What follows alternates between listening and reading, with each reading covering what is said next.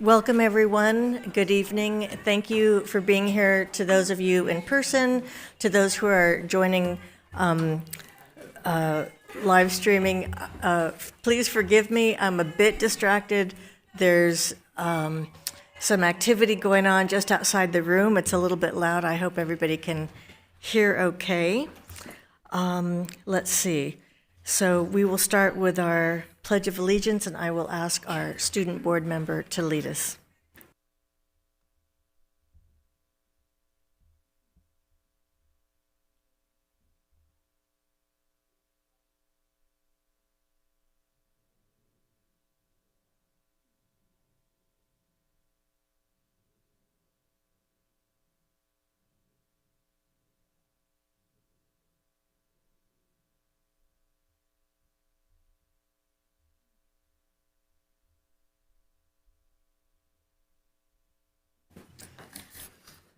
The board has been meeting in a closed session regarding matters listed on today's agenda. The board took no reportable action.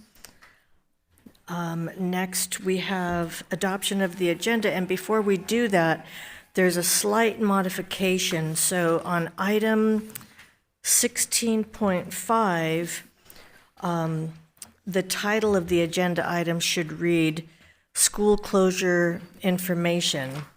And we will strike the term expansion of dual enrollment. And aside from that title, there are no other changes to that item. So we need a motion to accept the agenda as amended. So moved. Second. Any discussion? All in favor? Aye. Aye.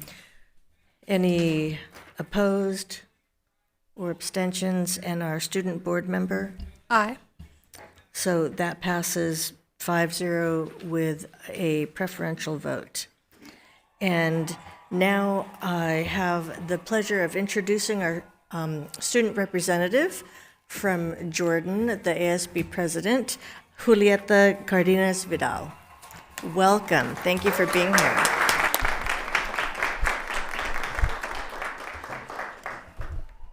Good evening, Superintendent Dr. Baker, board members, LBUSD staff, and guests. My name is Julieta Cardenas Vidal, and I'm honored to represent Long Beach Jordan High School as this year's proud ASB president. As a senior, I want to share some of the incredible things happening at our school, both in academics and athletics, because they highlight the dedication, spirit, and success of our students and staff. Before I dive into further business, I'd like to introduce myself. I'm a student in the Ames pathway at Jordan High School and actively involved in Ames Club, HOSA, Principal Advisory, RSVP Superintendent Board, and CSULB Upward Bound Program.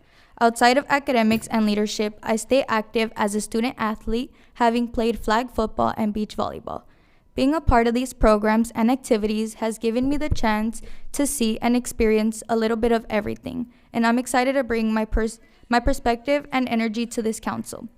One of the things that makes Jordan High School so special is its variety of pathways, each designed to prepare students for college and careers while supporting a wide range of interests. For instance, Ames Academy focuses on healthcare careers like medicine and nursing, offering hands-on experiences in health sciences, along with internships your senior year. ACE Academy partners with the Port of Long Beach to provide opportunities in advanced manufacturing, construction, and engineering, with access to field trips, industry speakers, and scholarships. JMAC Pathway centers on media photography, video production, and digital arts, fostering creativity and storytelling skills. LEAPS Pathway prepares students for careers in law enforcement, firefighting, and public service with foundational knowledge and professional engagement. Each pathway combines academics with real-world experiences tailored to student interests, and I'm proud to say Jordan truly has something for everyone. Now moving on to our attendance and academics. This year, Jordan High School is proud to serve 2,236 scholars who are working hard to achieve academic success. Attendance plays a critical role in that success, and at Jordan, we strive for 95% of attendance or more. Many of our students are meeting or even exceeding this goal. In September, 1,632 students achieved 95% or higher attendance. and in October, 1,445 students reached this milestone.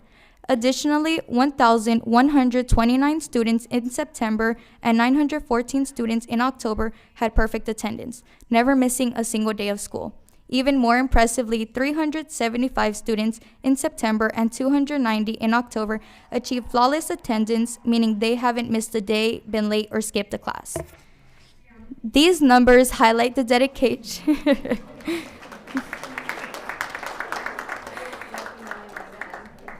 These numbers highlight the dedication of our students and the support they receive from teachers and staff. At Jordan, we recognize that showing up is the first step towards success, and we're proud to celebrate students who make attendance a priority. Beyond attendance, Jordan has also made strides in fostering stronger connections with families. This school year, we opened up a new parent center, a welcoming space designed to strengthen the partnership between families, our school, and the community. The Parent Center serves as a hub for family engagement and support, offering access to technology and student portals, so parents can stay connected to their child's academic progress. Assistance with school forms, communication tools, and district resources. Workshops and informational meetings such as sessions on ParentView and Canvas to help families navigate school systems and support their students. This fall, Jordan hosted workshops through the Equity Engagement and Partnerships Office, including the LBUSD 101 Navigating Our School System workshop, which helped families better understand how to access district portals and resources. These efforts reflect our commitment to ensuring that families are empowered to support their children's academic journeys. Alongside our academic achievements, Jordan Athletics has been thriving. We've been fortunate to have the new blue turf, which has brought excitement and pride to our campus and community. Our football and flag football teams had amazing seasons, with flag football making history by qualifying for CIF for the first time ever and advancing past the first round. As winter sports kick off, we're continuing to build our girls' water polo program and are excited to start hosting soccer games on the new soccer field. These opportunities wouldn't be possible without the support of LBUSD leadership, and I want to thank them for helping us navigate facility renovations and growing our athletic programs. Jordan is a place where athletes can thrive, and I'm so proud to be a part of this community as both a leader and athlete. This is only the beginning for Jordan High School. With a community that supports growth, achievement, and excellence, I know that our future is bright. Don't forget to keep your eye on the north. Thank you, and let's continue to make history together.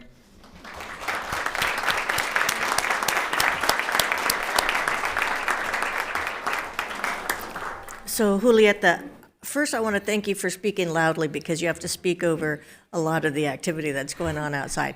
But I don't remember hearing your personal plans. You did mention you're a senior, so I think we'd be interested to hearing about your personal plans for next year.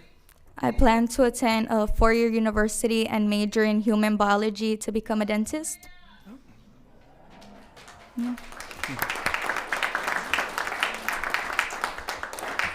That's fabulous.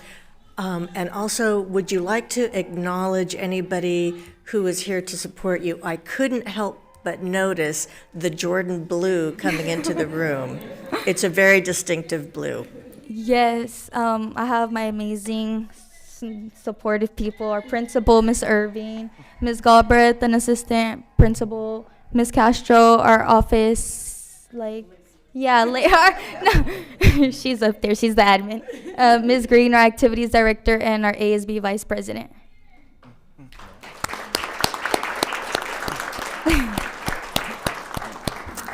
Okay, I believe we're going to take a pause. I'm going to look to, we have sorry. So I got a couple questions for you. The first one was centered around, so you say you're going to want to go to a four-year university. I'm a big believer in speaking things into fruition. So what is your dream school? USC. There we go. Do you hear that? Do you hear that? I can tell. You're just a really smart lady. I'm so proud of you. All right. The second question. So I'm a girl dad. Okay. Juan's also a girl dad. And we were talking about another flag football player. And this sport is just blowing up. What about flag football? Were you excited about? Why did you even sign up for flag football, just out of curiosity? Well, previously I was playing indoor volleyball, And I just felt like I was pretty quick to be running in between the court. I needed a bigger space, so I was like, why not just go to the field? So you want to show off the wheels, is what you were saying. Gotcha. Okay. Yes. I just want to congratulate you. You represent Jordan very well, and I have to say, every time I've been at Jordan, what is most impressive are like the great, smart, intelligent, just kind students that Jordan has, and that is attributed to the great staff there. So, great job. Thank you. And good luck. And if you want to go to SC, I'm a Bruin, but you know what? Great school. Okay, thank you. Okay, in that case, what we have you do is come up and join us, then we're going to do pictures. So we'll just take a little pause to do that.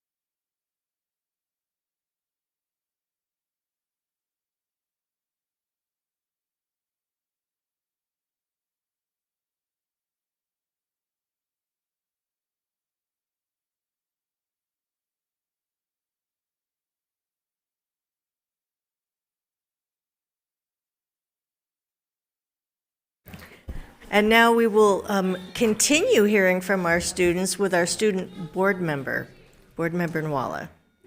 Thank you, President Craighead. Just taking from the lovely student leadership that we've seen tonight, I wanted to talk a bit about McBride Site Night that happened this past Monday, actually. This is McBride Blue. I know that we look a little like Jordan, but this is McBride Blue. Amazing that I wore it, though. So I wanted to talk about McBride Site Night.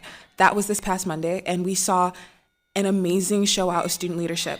Our school believes very strongly in putting our student leaders to lead every event. And so we had that this year, where every single activity was led by our student leaders. We set up the whole thing, we planned the whole thing, and we had the amazing opportunity of executing it. And so to see all the parents come out and say how much they loved hearing from students and hearing our lived experiences and making all of their students want to come to our school. And I know that that was something that carried across the district, as I went to Sato Site Night as well, and that was something that they did as well. And additionally, I wanted to talk about an exhibit at the African American Cultural Arts Center of Long Beach, featuring my school's namesake, Ernest McBride Sr. That exhibit will be open until December 1st, so I encourage you all to check it out. It's truly amazing and highlights such a wonderful activist and leader in our Long Beach community. That's it. Thank you all so much. Student Board Member Thank you. Nwala, can you also just share briefly about the multicultural fair that you participated in at your school? Of course. Okay, so I talked a bit about this in my last student board member report. So we had our cultural fair, which is the first one we did this year. We hosted an event that shared about every cultural background at our school. We had Khmer representation, we had Vietnamese representation, we had African American representation, and we shared food, culture, games, and things of the sort. And it was truly an amazing experience having our students come together and share their cultures, getting to know more about one another and more about our cultures and backgrounds as well. So if other students wanted to know more about it, could they contact you? Please directly? do. I encourage you to. My email is, I'm sure, somewhere out there. If not, it's cnwala@lbschools.net. Thank you. It's always wonderful to hear about what's going on, and not just from our student reps, but our student board member. So thank you for that. Let's see, and next I will have us turn our attention to the screen for our vision in action.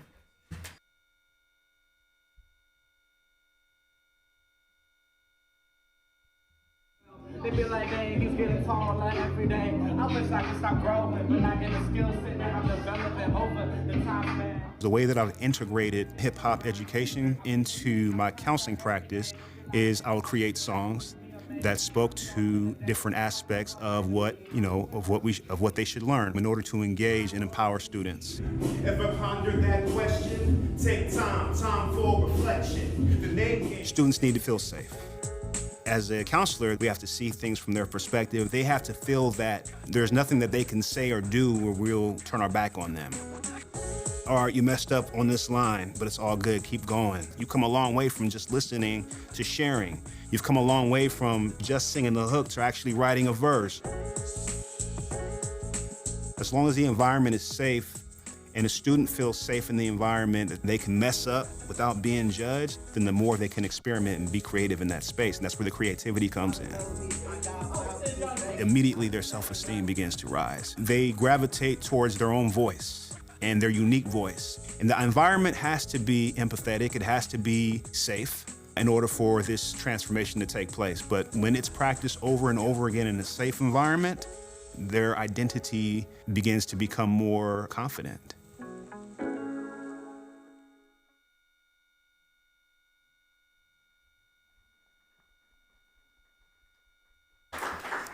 I think that's wonderful because it may seem so simple, but just providing a safe space for students means so much. So thank you to that counselor and all the wonderful counselors throughout the district. So next on the agenda, we have public testimony on items listed on the agenda. President Craighead, there is a Hanukkah acknowledgement I would like to read. I'm sorry? A Hanukkah acknowledgement I would like to read. Before the public comment. Did I? Oh, I'm sorry. Okay, Hanukkah is one of the most widely observed Jewish holidays. The celebration is an 8-day holiday that commemorates the victory of the Maccabees over the Greeks, also called the Festival of Lights. This holiday brings joy and warmth to communities and homes. Hanukkah starts on the 25th day of Kislev, the 9th month of the Hebrew calendar. Since this calendar follows a lunar cycle, this holiday begins on a different date each year. Modern celebrations focus on family and friends and include the lighting of a 9-branch calendar called the menorah, adding a calendar each night for 8 nights. Other traditions include eating foods prepared in oil such as latkes, sufganoi, as well as singing and playing special songs and games like dreidel. Thank you. Thank you. Okay, so I believe we're ready to go to public testimony on items listed on the agenda. We do not have any speakers on items listed on the agenda. Okay, in which case we will go to the next item, which is public testimony on items not listed on the agenda. Yes, our first speaker. Oh, sorry.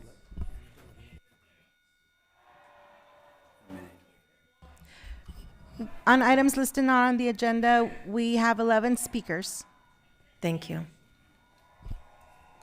And our first speaker. Can I motion to have all of them? Just in the event we go over the 30 minutes, all of the speakers speak.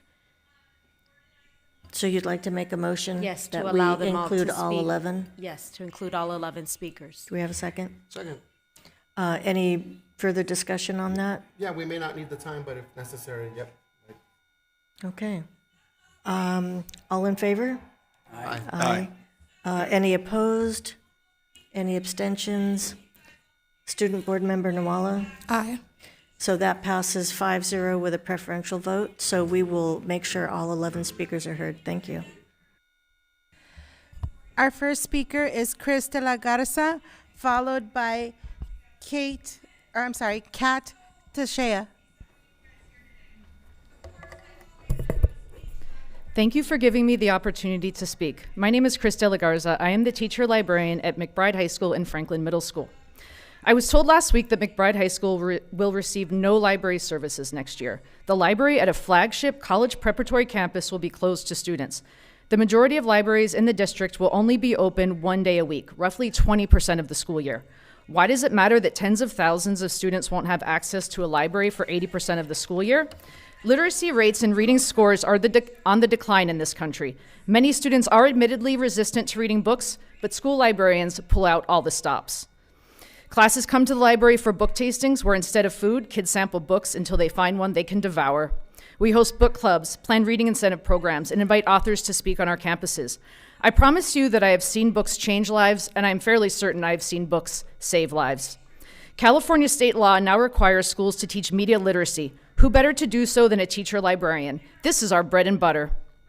This semester, I taught science classes at Franklin, lateral reading strategies to debunk health and wellness claims found on social media. In another lesson, students learned strategies for identifying AI-generated content and discussed the ramifications of changes to the information landscape. Librarians have the expertise to teach students how to locate and evaluate trustworthy information and how to cite sources. Students who just Google it or rely on generative AI are not college and career ready. Students need explicit and intentional instruction in order to discern information from misinformation and disinformation. I don't think that it's hyperbole to insist the future of our democracy depends on it. Finally, school libraries are community spaces. They are places where students feel a sense of belonging. They are places for everyone, but especially for the square pegs who don't fit in anywhere else.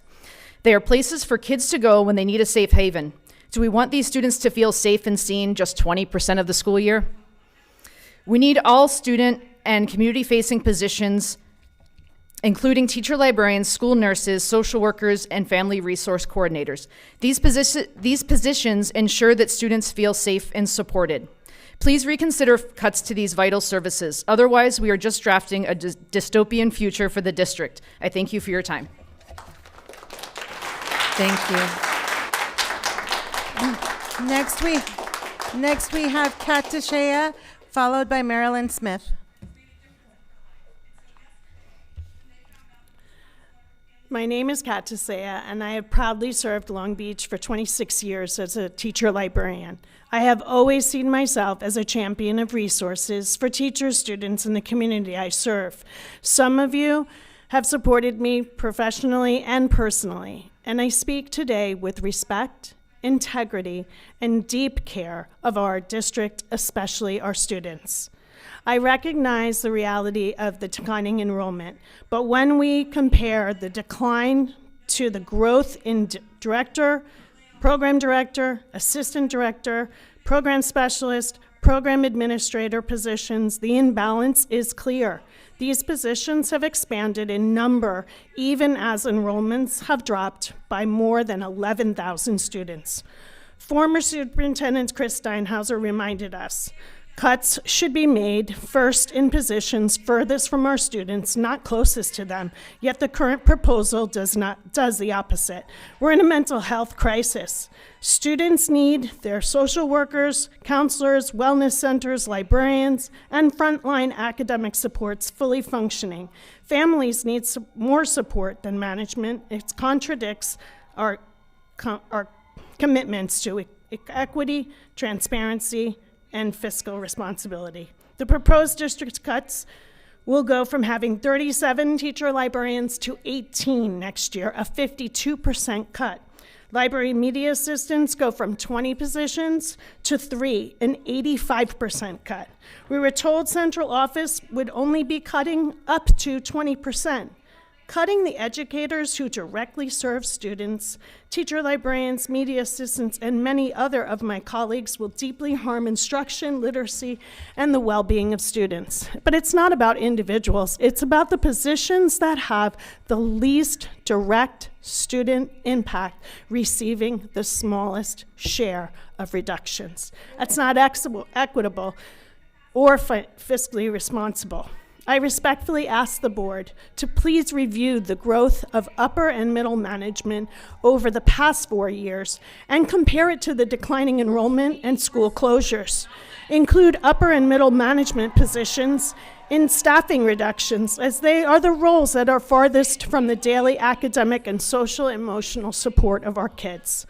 Consider the percentage of cuts directed at the roles that serve students every single day. If the district proceeds with the proposed cuts, it will be eliminating essential students. And it is not the Long Beach Unified District that I have been proud to work for 26 years. Thank you. Next, we have Marilyn Smith.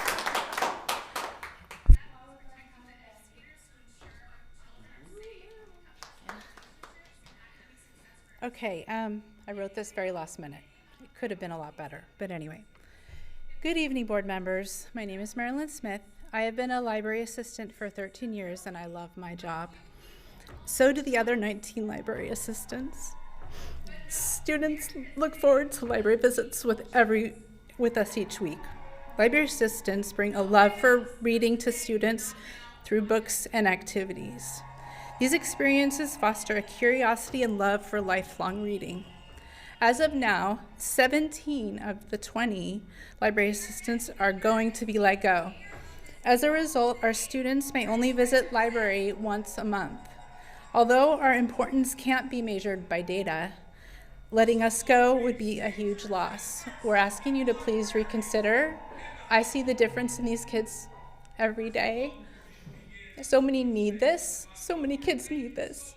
They don't have functional families, and this is something for them where they get some love. So please allow library assistants and teacher librarians to keep their jobs. Thank you. Thank you. Next, we have Hannah Deck, followed by Daniel Boyce. Hello, I am Hannah Deck. I am a library media assistant who currently works at 4 elementary school libraries. We were told that LBUSD is in a financial crisis right now. We found out last week that many of us certified and classified staff who educate, feed, care for, and clean up after our students, thousands of students, will be laid off. And we were told the bottom line during this process of reductions is to prioritize student success. I would like to share where over $3.5 million went in 2024. Jill Baker, superintendent, $468,000. This is before benefits. Nader Twall, program administrator, $264,000. Christopher Lund, assistant superintendent, $256,000. Kelly Ahn, assistant superintendent, $238,000. Tiffany Brown, deputy superintendent of schools, $297,000. Jay Camarino, assistant superintendent of high schools, $250,000. Demita Myers, director, $228,000. Rachel Heenan, director, $237,000. Brian Moskovitz, chief academic officer, $263,000. Yumi Takahashi, chief business and financial officer, $288,000. Susan Ginder, financial services officer, $253,000. Jerome Kellenick, chief technology supervisor, $255,000. Megan Kinsey, senior assistant general counsel, $245,000. The total before benefits in just the year 2024 was $3,542,000. If any of these people did not show up to work, schools would function as usual. Students likely wouldn't even tell the difference. If I or any one of my colleagues or coworkers didn't show up to work, anywhere from 20 to 200 students would notice and miss us from one missed day. We were told last week that the top priority of the district is student success. So as we say to the kids, make a better choice. Do not go through with these layoffs. Make a better choice. Thank you.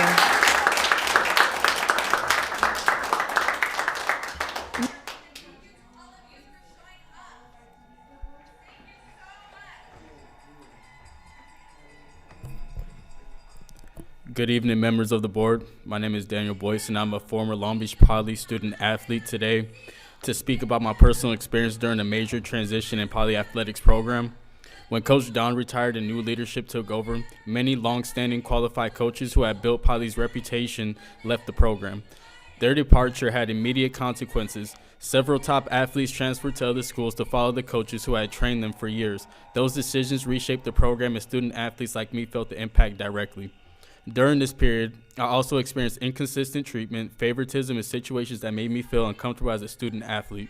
My family was homeless at the time, and although adults in the program were aware of my situation, I often felt overlooked or misunderstood rather than supported.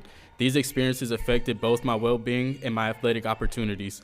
I want to be clear that I'm not here to accuse anyone of wrongdoing. I'm here to speak about the impact of leadership decisions, lack of oversight, and inconsistent standards, issues that created an environment that harmed students, including myself. These concerns feel especially relevant today given the recently reported compliance issues with Poly's football program that led to internal investigation and team withdrawing from the playoffs. My experiences from years earlier reflected similar issues, unclear decision-making, lack of transparency, and policies that were not consistently enforced that suggest broader systematic problems within the athletic department, not isolated incidents. Also, I want the board to understand why I'm speaking today. The public petition asking the district to retain staff member Stefan Patterson is the specific reason why I came forward. My experience in the program were shaped directly by my interactions with him, and that is why I felt it was important to share my perspective. The petition does not explain why it exists or what concerns it responds to, yet it asks the community to take a position about transparency. I believe the board deserves to hear from someone who was present during the years when decisions involving this individual significantly affected athletes, team culture, and student well-being. I am not here to accuse anyone. I'm here to ensure the board is fully informed before making decisions that impact students. Today, I am respectfully asking the board to ensure that all athletic staff meet clear professional standards, student concerns are taken seriously, leadership decisions are transparent, and no student feels unsupported or unsafe due to failures of oversight. I share my experience so future student athletes do not go through what I did, and so Poly's program can return to the stability and excellence they once knew were for. Thank you for your time. Thank you. Thank you. Next, we have Tamika Boyce, followed by Tori Watts. Good evening, President, Superintendent, and members of the board. My name is Tamika Boyce, and I stand before you tonight as a single mother who was once homeless in the city of Long Beach, driving school buses for special needs students while my children and I were living in a shelter. Today, I am the chairperson of the Long Beach Continuum of Care on Homelessness, an emergency shelter provider for families, and a sworn Long Beach City Commissioner. But before any of those titles, I was just a mom trying to keep my son safe and give him hope. My son, Daniel Boyce, found that hope on the track at Long Beach Poly. As a freshman, he had a record-breaking season. He was a student athlete this district could be proud of. Excelling not only in academics but in sports, and his focus in the classroom was unparalleled. In pursuing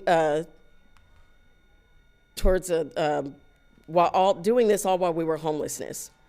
While we were living in the shelter with limited resources, I trusted a program, and especially a particular individual that was a mentor and a coach to my son. Over time, however, I watched a different story unfold. From my son's perspective, his experience, and what I observed as a parent, this individual created a culture of favoritism and immature and inappropriate dynamics between student athletes on and off the field. Where my son finally decided he no longer wanted to be a part of this behavior, when he decided to take a step back and set boundaries, he began to experience a lot of favoritism and felt alienated and pushed out. I want to be clear here. I'm not here to label anyone as a bad person or accuse anyone of a crime. I'm here to talk about the impact of leadership changes, lack of oversight, and inconsistent standards allowed a culture to grow where where adults are not held accountable and have major influence. When I see a public petition asking the district to retain a certain individual, without explaining why there are concerns that exist in the first place, it hurts. My family's experience is part of the missing context. I trusted this person with my child at one of the most vulnerable times in my lives, and I share my son's experience to bring heightened awareness. As a mother and as a homeless services provider, and as someone who is entrusted with helping this city care for the most vulnerable, I am asking you to hold all athletic staff to a professional standard. Make sure that students who are experiencing homelessness and crises are intentionally supported and not overlooked. Ensure that the staff and the leadership. Sorry, thank you. Thank you. Next, we have Tori Watts and then Keisha Woods. Good evening. My name is Tori Watts, and I'm the mother of an 8-year-old special education student in Long Beach Unified. I'm here tonight because what occurred at my daughter's triennial IEP on November 18th was not only unprofessional, it was part of a long, troubling pattern of safety failures and administrative negligence that have directly harmed my child. Last year, my daughter was viciously attacked and scratched in the face on 3 separate occasions by the same special ed student. She also ran out into traffic under school supervision. These are serious safety failures. On November 18th, I expected a triennial IEP to be handled with care. Instead, at 4 p.m., with OT, behavior, and the teacher's report still incomplete, I was suddenly told the meeting had to end at 4:30 p.m. This time was never disclosed. 30 minutes was not enough time. District Administrator Lauren Bowman responded to my concerns with a hostile, dismissive tone and stated that she could not guarantee future IEPs would be held during school hours. Her demeanor made the environment unwelcoming. Principal Christopher Thompson remained disengaged, slouched over on his phone, and when I identified what I perceived as sarcasm from the teacher, he abruptly told me to stop. Just stop, Miss Watts, in an authoritative tone. No parent should be addressed that way at an IEP meeting. Later, I raised a serious safety concern regarding scissors and toothpicks and other items sent home in my daughter's backpack without any notification. For a child who has already experienced physical harm at this school, I was met with defensiveness instead of accountability. By 4:15 p.m., the environment was way too hostile and rushed for me to participate meaningfully, and I ended the meeting myself. A triennial IEP should never be handled this way. For this reason, I'm glad that I recorded the entire meeting. At the CAC meeting on December 3rd, I spoke with risk management. Instead of accountability, I was offered a school change, a solution that protects staff, not students. On December 5th and 9th, I received emails directing me toward ADR, Alternative Dispute Resolution, a private process that avoids public oversight and formal accountability. ADR cannot correct systemic issues or protect my daughter's rights. Tonight, I ask for real accountability. I request for my daughter's triennial IEP to be reconvened during school hours with adequate time for every provider. And I request that Principal Christopher Thompson and District Administrator Lauren Bowman be removed from all future IEP meetings involving my daughter. Their conduct created a hostile environment and interfered with the integrity of the IEP process. I need 15 seconds. I am here tonight, not just as a parent, but as my daughter's advocate. I expect We will need to corrective continue. action. I expect oversight. I expect this board to act. I will be watching. I will be watching. My name is Tori Watts. Thank you. I do believe we had staff taking notes, and there will be follow-up. We have Keisha Woods, followed by Mark Barone. Good evening.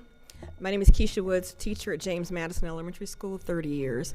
I'm here again this evening, the same reason I came before. We, as moderate severe classroom teachers, we have lost one of our classroom aides. Working in a classroom with moderate severe students is challenging every day.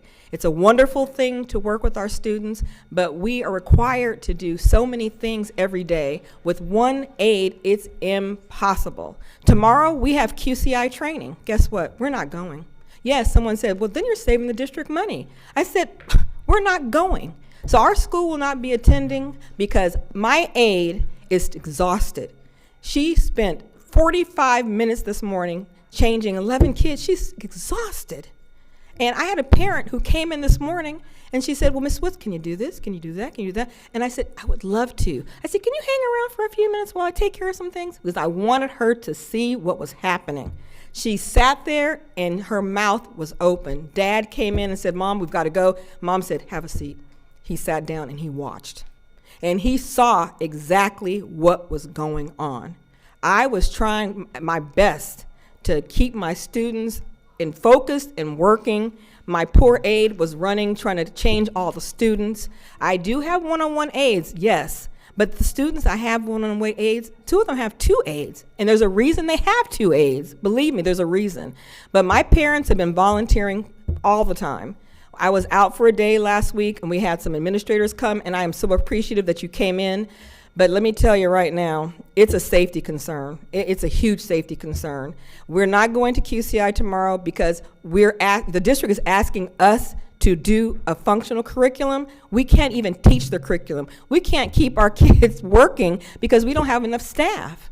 If we don't get more than 1 aide in the classroom, that mom just said, it's a safety concern. And I wish my school board member would come and see for herself, because I'll be honest, I've asked people, do they know who my school board member is in our area, and they don't know. I need for her to come to our school, see, so when you're making decisions, you know what you're making a decision about. 1 aide for moderate severe students, it's not gonna work. We're not teaching. All we're doing all day is playing safety. And it's not fair to our students. Our students can learn so much. They're so capable. They're wonderful kids, but they cannot learn. I'm teaching kids with black and white paperwork because we can't afford the ink. We bought beautiful printers, the district, for us, but the laser ink is $300, so I've used the laser printer for 1 month and that's it. So, you know, it's challenging. So again, please reconsider the 1 aide for each classroom, because right now it's not working, and I'm not teaching, and my parents are seeing it, and my parents are going to start really coming forward, and I appreciate that. And I hope parents, you will say something, because it's not working. I'm just not teaching. Thank you. Next, we have Mark Barone, followed by Dallas Emerly.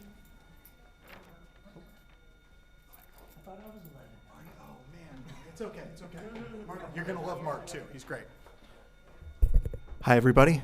My name is Dallas Emerly. I'm the Labor Relations Representative for CSEA Chapter 2. I'm here to tell you not to lay anybody off this year, no teachers, no classified staff. And to illustrate that point, I want to talk to you about a case that was recently concluded regarding a health assistant over at Avalon on Catalina Island. Her name is Ruby Engel. And just a couple years ago, in 2023, the district cut her hours, took away her benefits, did so illegally. CSEA filed a charge. We won. The district appealed. We won again. This board voted 5-0 to appeal again. And this time, we won this case again. And this time, it has not been appealed. Why am I talking to you about it now? Well, there's 3 things that I want you to take away from it. The first is the human cost of this case. We were told by the district, by your chief counsel, that the reason that this was pursued was so that the district could test the language, could see what it was able to do with this language, right? And what happened because of that? Well, 1 day before this decision came back, Ruby Engel quit her job because she couldn't afford to keep working here without benefits. And now students at Avalon do not have a health professional. If they get hurt, they get sick, there's nobody there to support them. And good luck filling that position even at 6 hours. That is not going to be an easy one to fill.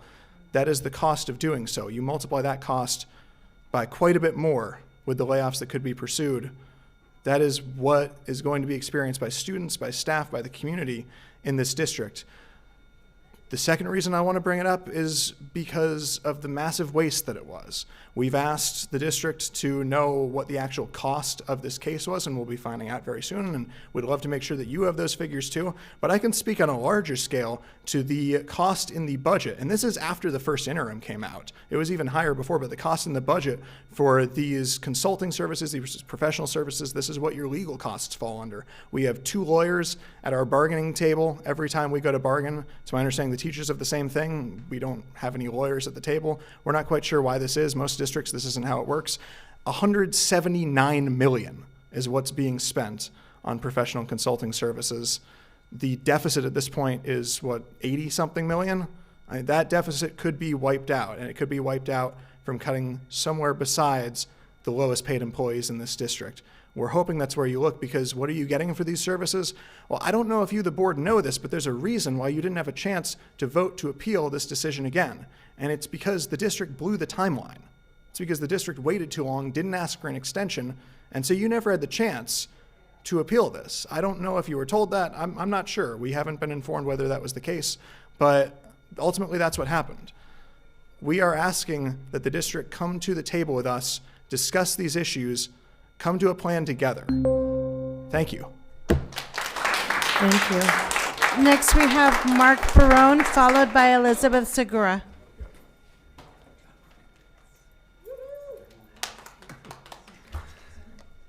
Good evening. My name is Mark Barone, and I teach 4th and 5th grade at Oropeza Elementary. I'm going to be reading an email to you that I was forced to send after being notified that I was expected to reassign one of my instructional aides as a one-on-one aide for a new student in my classroom. The email from OSSS reminded me that there's only one instructional aide allocated for all 4 and 5 MS classrooms, and ended with, "Please reach out if you have any further questions."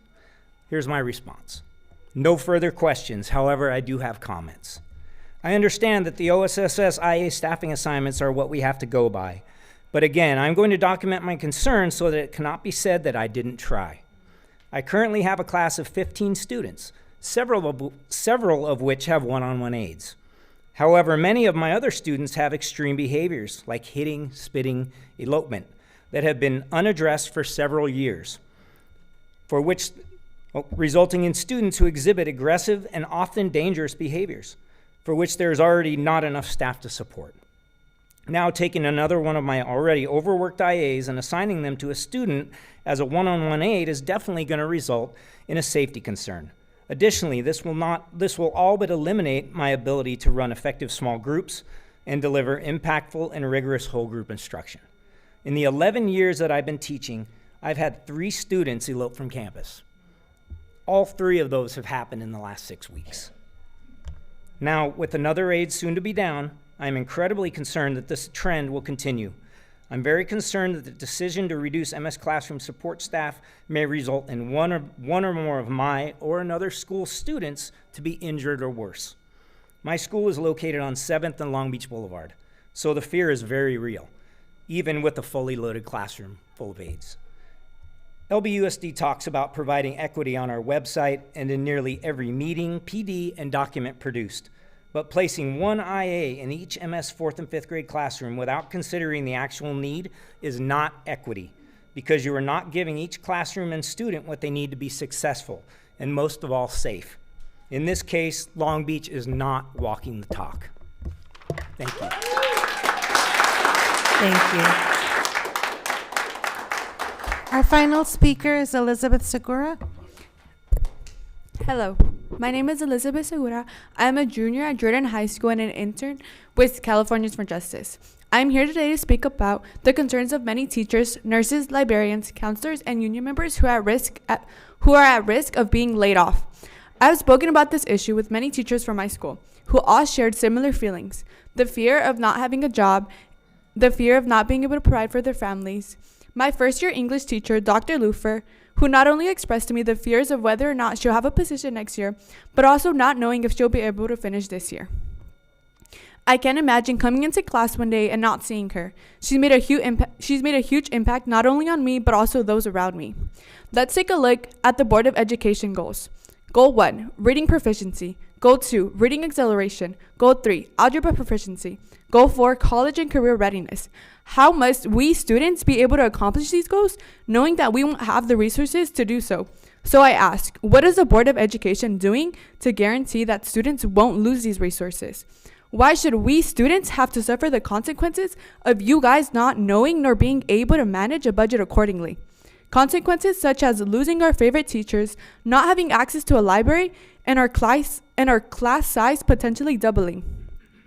All we ask is you listen to the teachers' request and tap into the reserves. We, Californians for Justice, stand in solidarity with all the teachers, counselors, nurses, librarians, custodians, and union members who not only care for us, but care for our campus as well. Thank you.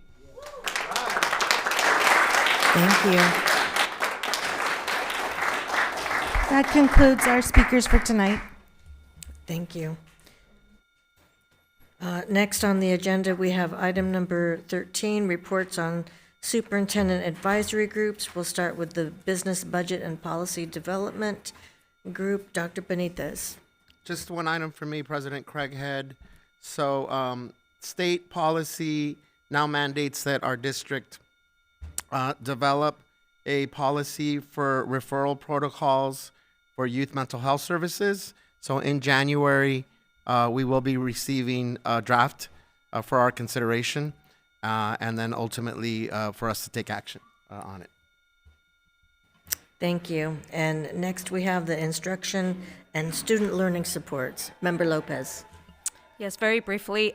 We spent time discussing the plan for English learners, which is included in the Multilingual Learner Master Plan.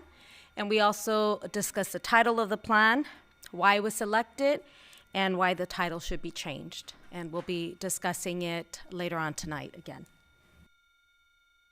Thank you. And next we have Workforce Development, Member Miller. Yes, so I have 3 points just to give you all an update on. First is the Equity, Leadership, and Talent Development. We are now accepting applications for the third cohort for the Preliminary Administrative Services Credential Program. We started that, I think that was 2 years ago now? Is that? Yeah, so it's been about 2 years. With that said, our goal is to select 20 highly talented equity-centered leaders to join the next cohort. The application is currently available on the district website under E for Equity, Leadership, and Talent Development. Next is the Employee Relations and Ethics. So the district and TALB have held negotiations, held a negotiation session on Monday, December 8th, just a few days ago, in an effort to reach an agreement on a successor collective bargaining agreement. During the day's session, time was spent sharing information, providing feedback regarding mitigation of cost of healthcare premiums and the first interim budget update.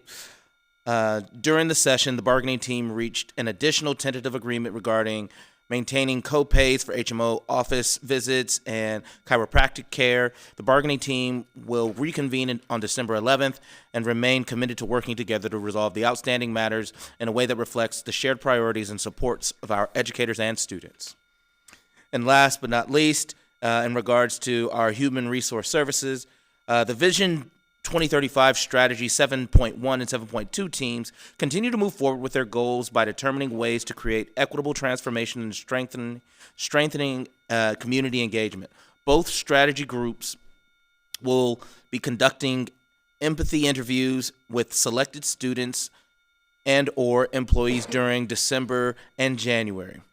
As a reminder, the goal of Strategy 7.1 is to support our current students, especially Black and multilingual students, in becoming our future employees by understanding and creating the conditions that produce a sense of belonging. The Strategy 7.2's goal is to increase employee retention by creating culturally affirming work environments to encourage certificated staff of color to stay and thrive in our school district. That is my workforce development update. Thank you.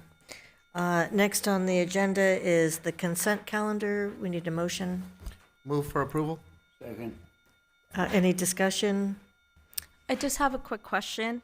The contract with West Group Designs to provide architectural services to Henry Elementary School. the contract to be increased by $59,665 from $1,558,303.99 to a maximum of $1,617,968.99. And I guess that I'm asking about this particular contract because this is a school that we're looking to move our students to another facility. It says, oh no, sorry, this is Henry. No, so if you could just elaborate on this contract. I was confusing it with Keller, but no, on this particular contract, yes. Services addressing the interim housing that we're doing at Monroe in anticipation of Henry coming over. So like for instance, we have to do some kitchen work and get some health department approval to ensure that cafeteria is going to be ready when the kids are there for interim housing. Any further discussion on the consent calendar? In which case, I'll have our board secretary take a roll call vote. Member Lopez? Aye. Vice President Otto? Aye. President Craighead? Aye. Member Benitez? Aye. Member Miller? Aye. And Student Member Nuala? Aye. That passes 5-0 with a preferential vote. Thank you. And now we will go to item 15, consent calendar B. Move for approval. Second. Discussion? I will ask our board secretary to take a roll call vote. Member Lopez? Aye. Vice President Otto? Aye. President Craighead? I will abstain. President Benitez? Not president, but board member. Aye. Aye. Aye. That's 5-0. I'm sorry, 4-0 with one preferential vote. And one abstention. I believe, too. Yes, thank you. Thank you. And next on the agenda, under new business, we have acceptance of monitoring reports for board interim goals 1B and 2B. Thank you, and I'm happy to kick off the item tonight for the two monitoring reports that are before you. So for public who are following online, these materials start on page 196 of the board materials and can be accessed in that form. So I'm going to start and then be joined by Dr. Myers-Miller, Mr. Zaid, and Mr. Moskovitz as we delve into fluency. And I'd like to start just returning to all of the ways that we're thinking about assessing reading. So the interim goals that are before you both have to do with fluency. In the last board meeting, you heard an update on foundational reading skills. And so 1A, interim goal 1A is around foundational reading skills, which we reviewed in the last meeting. 1B, by June 2028, 80% of students in grade 3 will meet or exceed on the spring fluency assessment. 1C, by June 2028, 75% of students in grades 1 through 3 will be on or above grade level on iReady Reading Diagnostic 3 assessment. Reminder about fluency as it relates to the overarching goal. So the overarching goal, board goal 1, is the percentage of grade 3 students who meet or exceed grade level standards on the state English Language Arts SBAC exam will grow from 48% in 2023 to 70% by June 2028. The reason I'm repeating the components of this is that, as you know, our interim goals are intended to be predictive of success on the large goal itself, so on goal 1. In our review of foundational reading skills, the other important component is fluency. So fluency is students using the routines, applying what they've learned in the foundational reading skills to bring reading to life. It's an opportunity for students to think about how decoding becomes automatic so that a teacher can focus on comprehension. So 3 really important interim measures to get to the goal. So I'm going to review the 4 components of our report, which now are in a standard form since July. So if you look at page 198, I'm going to draw attention to, again, resetting the baseline data because of our assessment system and wanting to recognize that we're moving from prior reports that had 76 days of instruction. This report has 43 days of instruction. And so when we share about professional learning and intervention and routines, we're also setting a new baseline for success. As you turn to the components, so you'll see, just to say it out loud, the goal at the top, interim goal 1B, and the board goal itself, which is part of the monitoring report. The data represented in two forms on page 198. And then I'm just going to, at a high level, just speak into additional interpretation, the evidence, and the plan. And then based on, we got a couple of questions that didn't come in before we could use them to post, but we'll include the questions that board members did send along to us in addressing teacher professional learning and look-fors, intervention, and routines. So at a high level, you can see the analysis that's there, calling attention specifically to a lot of good entry implementation and observation of uneven implementation. So in the journey to reteach and to provide teachers with the toolkit that they need to be successful in their classroom, it is also normal in the early time of implementation to see uneven progress. What it calls upon us to do, and you see in next steps, is to think about coaching, assignment of coaching and modeling and supports for teachers so that we lessen the implementation differences across classrooms at a single school and across schools. What's working, you can see just strength in our team's analysis of looking at the decoding routines, which Mr. Zaid will talk more at length about, developing fluency specifically. Fluency is not new, but the reestablishment of these routines across classrooms has been a focal area. And then in terms of what needs more attention, you can see the call out of acceleration of fluency practice to counter the shortened assessment window, strengthening Tier 1 instruction, which is the instruction provided by a classroom teacher through those routines and modeling. And the opportunity that we have because of the from boardroom to classroom data reporting to learn from each other, for schools to learn from one another, for teachers to learn from one another. And so some of what's reflected and what needs more attention is because of the learning that's taking place. And then in next steps, and I'll call out the 4 things that are there. Instruction and intervention coordinators and literacy leads using the Q1 fluency data to think about how do you launch targeted coaching cycles and support. Our district coaches providing in-the-moment coaching and modeling to strengthen our teachers feeling confident in those routines, to use upcoming learning walks where, again, we're learning from one another, walking classrooms, reviewing data together, and then refining Tier 1 fluency instruction through the routines that we will speak into. Because of the similarity of these reports, I'm going to turn, before I turn it over to my colleagues, turn to the second report, which is Interim Goal 2B, found on board packet page 206, which again lays out the goals. So the interim goal at the top, this specifically names 4th and 5th grade students who were not met achievement level on prior year SBAC, and then thinking about their attainment of increased in the fluency assessment. Again, the difference in instructional days is highlighted, so while you see lower data, also with approximately 30 fewer instructional days.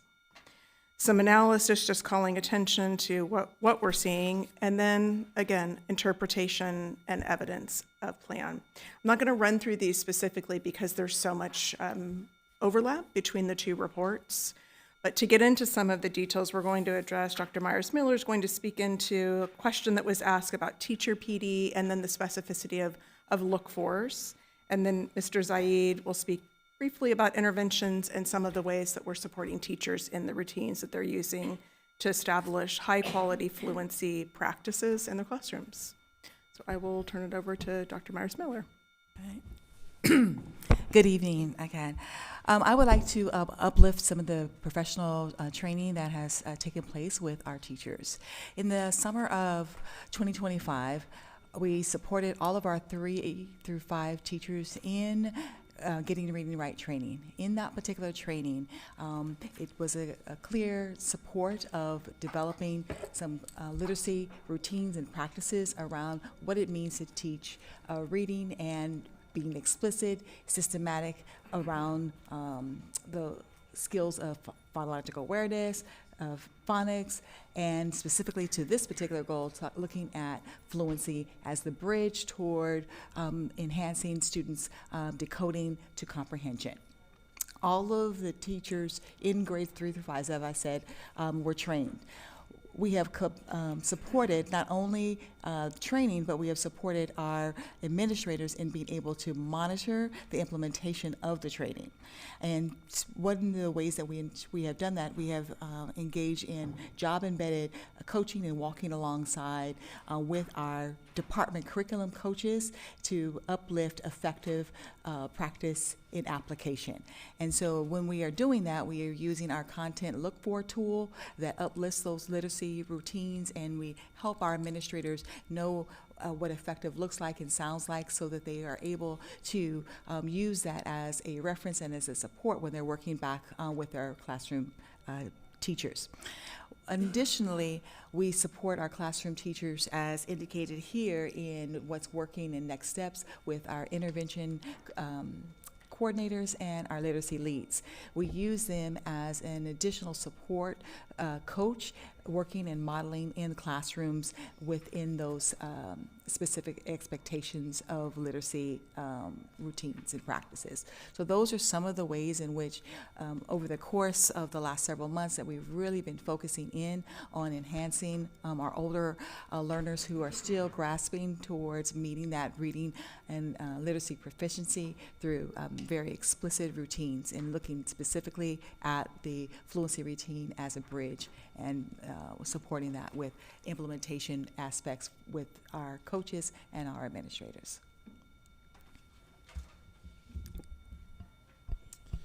So I'll just speak a little bit further and build upon that thought by just saying one of the things that I appreciate about our collaboration with our Office of Curriculum and Instruction, OCIPD, is the coaching cycles that are happening in partnership. And so those coaching cycles include modeling those fluency routines. It includes side-by-side coaching with teachers, and then observing teachers as they implement those fluency routines.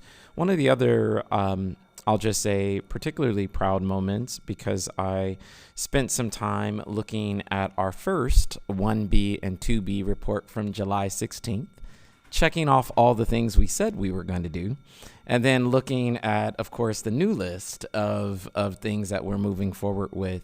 But one of the things that we're really proud of is the specificity that has been developed with a 5-day daily routine that is happening in our classrooms, as well as a fluency routine note-taking tool for teachers. So just to share what that specificity looks like, it looks like on Monday, really not only explicitly having a fluency lesson, whether they're focusing on expression or whether they are focusing on pacing, or whether they're focusing on accuracy, but making sure that on day one, there's an opportunity for a routine or a practice like echo reading. And then on day 2, having choral reading. On day 3, having partner reading. On day 4, having the students independently read. And then on day 5, there are students who will look at their words per minute to look at how that is growing and how that is progressing. So those are some of the ways in which fluency routines are happening daily in our classrooms. And one of the things that we have are those support tools and those look for tools. Also just want to speak for a moment to some of the interventions, because the question sometimes comes up, here is what the general expectation is, and here's where we expect students to be, but what happens when students are not quite there? And one of the things that I just want to, again, to reiterate is our intervention and instructional coordinators have a dual role in one, providing interventions when that is needed, and also supporting the capacity building of teachers. And so in those dual roles, one of the primary ways that we are supporting is in small group instruction. One of the things that I'll just say is nice is we use a diagnostic tool. And the diagnostic tool begins to share specifically where we are going to focus. For example, if a student is struggling with reading comprehension, that diagnostic tool tells us, okay, let's go back and assess for oral and reading fluency. If a student is struggling with oral or reading fluency below 50%, then that diagnostic tool tells us, all right, let's assess those phonics skills.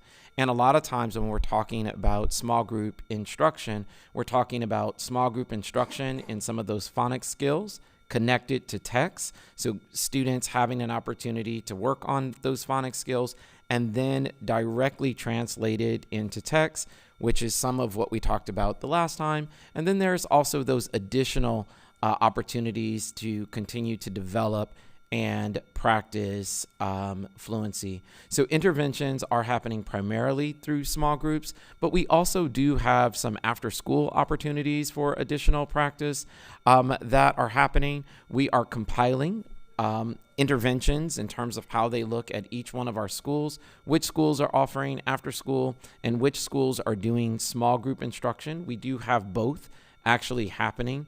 But most importantly, we're assessing students, looking at our Q1 data, being data driven, and then making sure that we're providing additional opportunities for those students who are not quite there and need that support.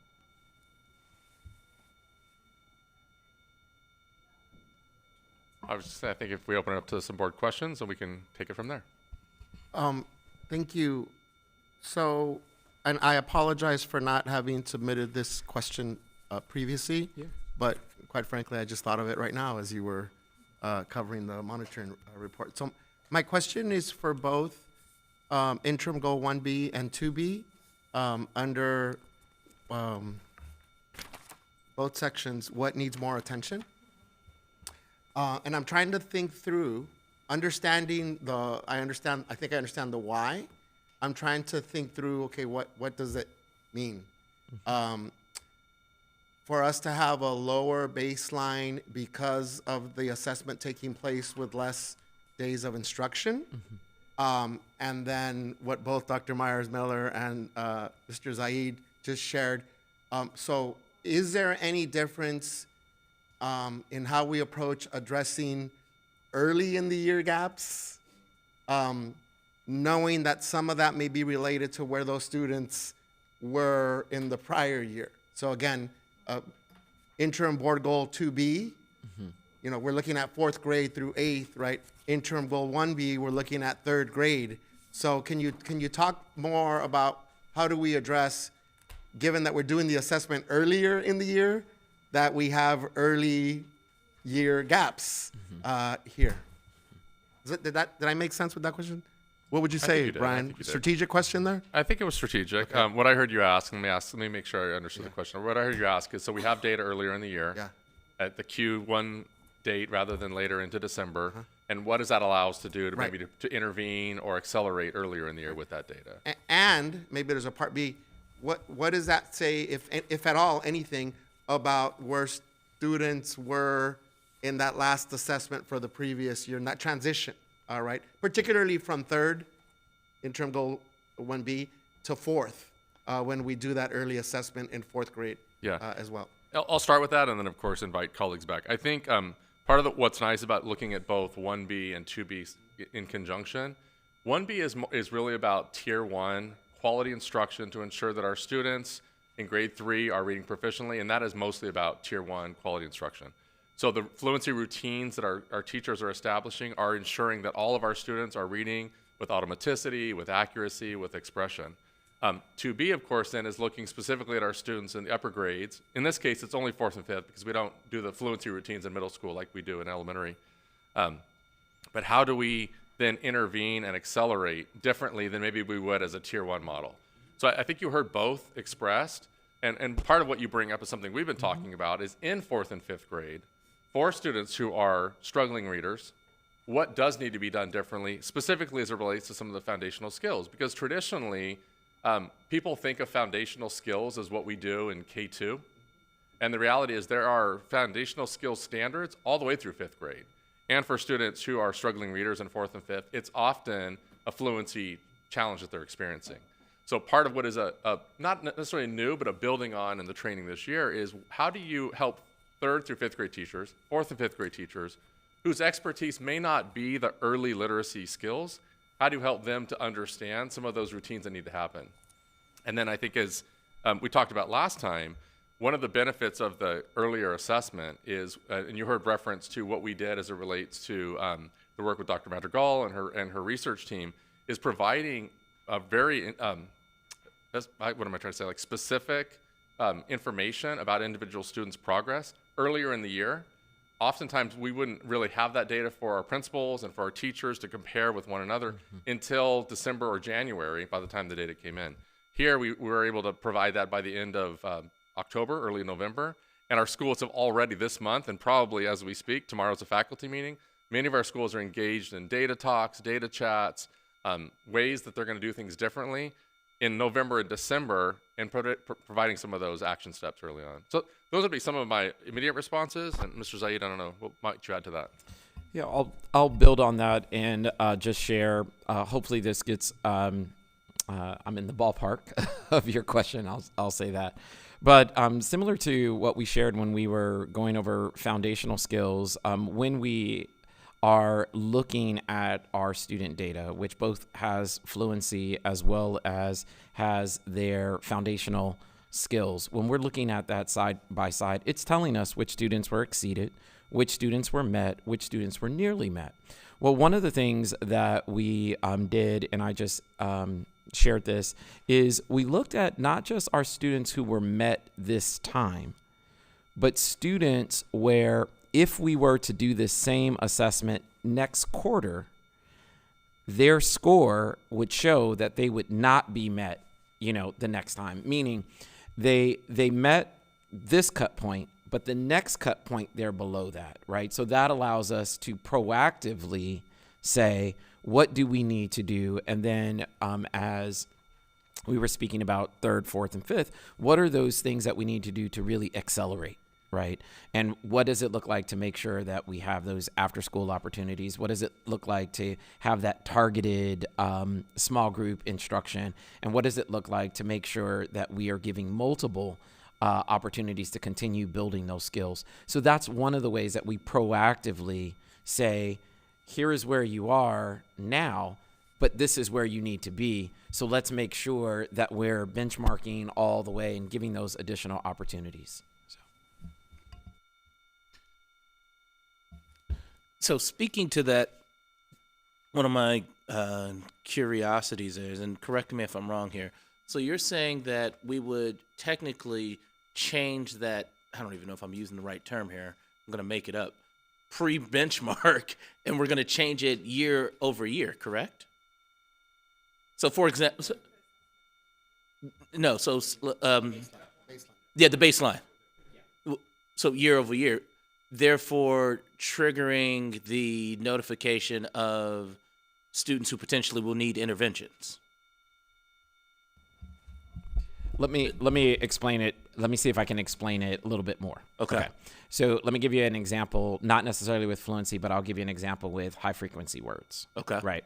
So let's say this first cut point in quarter one says we need to know at least 14 high frequency words. Mm-hmm. But a student knows 27, mm-hmm. right? So you met this time. Correct. Right? But the next cut point is no longer 14. Right. Deeper into the year, we now expect you to know, and I'm not giving the real number. I'm just right. Yes, we've created a fake. Right. Yes. Scenario. Hypothetically. Correct. Just so no one's at home. Oh going, yeah. Hypothetical scenario. Hypothetically. Right. Hypothetically, the next one might be 30, but you were at 27. So I know that you met this cut point, mm-hmm. but I know that you are not going to meet the next one. right? If we were judging it right now. So how do I continue to proactively give you that additional practice versus we have some students who have exceeded, maybe they're at 56, right? So it's just how we are grouping students and providing those additional opportunities. And my question was more centered around, so using that hypothetical scenario, if in 2025 we requested that they know 14, and we're still saying in 2026 we'll also require 14. So because we're trying to grow the amount of numbers, does that number also progress? I think more than changing the cut points from year to year, we're changing the complexity of the text, or changing the complexity of the language that they need to achieve. So, for example, we might, from a fluency standpoint, again, we're measuring accuracy, we're measuring speed or automaticity, and there's a certain number of words per minute with accuracy that we're looking for. And part of the reason, by the way, we do that is because the research shows that when students read with accuracy and with automaticity and at the right pace, they retain the text more likely to retain the text. And then when we get into the higher levels of comprehension, you read a long passage, you're more likely to retain that. Right. Whereas if students are reading word by word at a slow pace, then by the time they get to the end of that passage, they sometimes struggle to remember what they read, and then they struggle with the comprehension. So, but with that, it's not so much that the number of the speed would need to change from second grade to third grade. It's that the text that they're reading is longer, more complex. The words are more challenging to read. Compound words, longer words, putting more sounds and together. And so the complexity of the text increases more than the expectation of speed increases. So to confirm, you're saying that the complexity of the text for a 2025 second grader is going to be a June 2025 second grader it's going to be more complex for a June 2026 second grader. So second grade to second grade, this year's first graders, correct, will finish the year at reading first grade text. Correct. The next year they will go to second grade. From the very beginning in September, now they're reading more complex text. But the next year's first graders are still reading the same text that the first graders read the prior year. And I don't want to lose sight of what I'm trying to get to. So what I'm trying to figure out is that, for example, because one of the things that you brought up was what would be the trigger to a need for intervention, correct? And so my question is that essentially if the baseline that tells us if they will or will not need intervention continues to increase to a certain extent, then technically wouldn't interventions always kind of be almost like a standard of practice than more of a trigger? I guess that's the piece that I was trying to get to. All right, Tag, you're it, Mr. Zaid. All right, let me jump in. Let me see if I can make sure. Oh, I'm coming right after whatever you say right now, Mr. Zaid. Neither. All right, so let me try to make sure that I was explaining it. Originally, what I was talking about was cut points and words per minute. Like second grade, I know they have to read. We need to be at about 170, right? And so we were talking about, where are you in terms of meeting? Where are you in terms of exceeding? And so I think you were asking, is 170 going to are we going to keep moving the needle so that you always need interventions? No. And then what you were hearing is it naturally becomes more complex because I was in first grade this year, and then I move up to second grade next year. So there's a different level of progression, of course. A natural progression through the grade levels. So I was explaining more of cut points within a grade level. Right. But what we do is we look at who exceeded, who met, and then from the met, think of it this way. When you passed the test, you passed, right? Let's not think about A, B, or C. Just let's think elementary. You passed or you didn't, right? Did you pass by a high margin or was it a close margin? If it was a close margin, we know that we need to continue with that small group targeted instruction.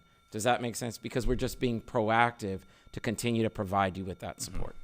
So hopefully Here's a super simplified version as well for someone who's a parent of an elementary student. I think you're probably catching my interest, right? The assessments are driven by the standards that guide that grade level. And so there's correlation studies done in iReady to say, like, what should be what students should be reading based on the standards. So everything is within a grade level we're talking about, and then the next grade level is based on those grade level standards. We're not comparing or changing them. Okay. They're set by the standards at that grade level, and then the assessments that align to showing proficiency in those grade level standards. Got it.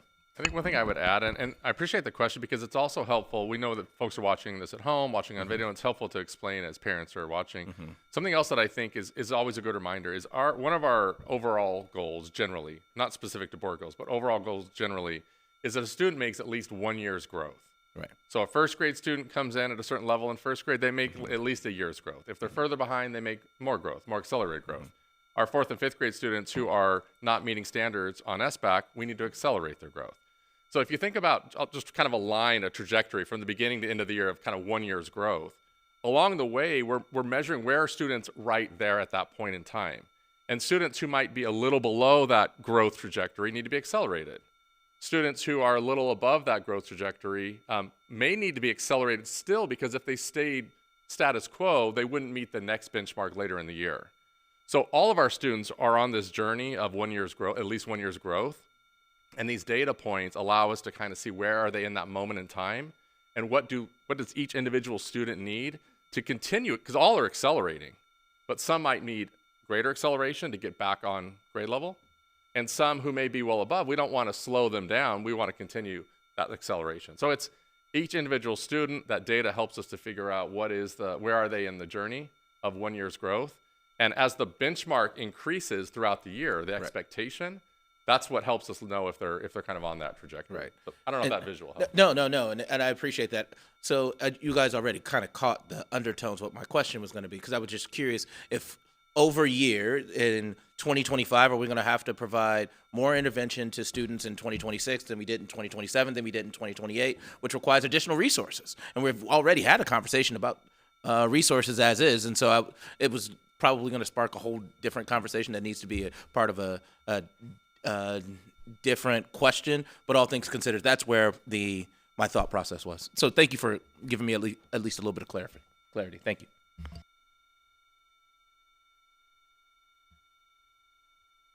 Running the hypothetical.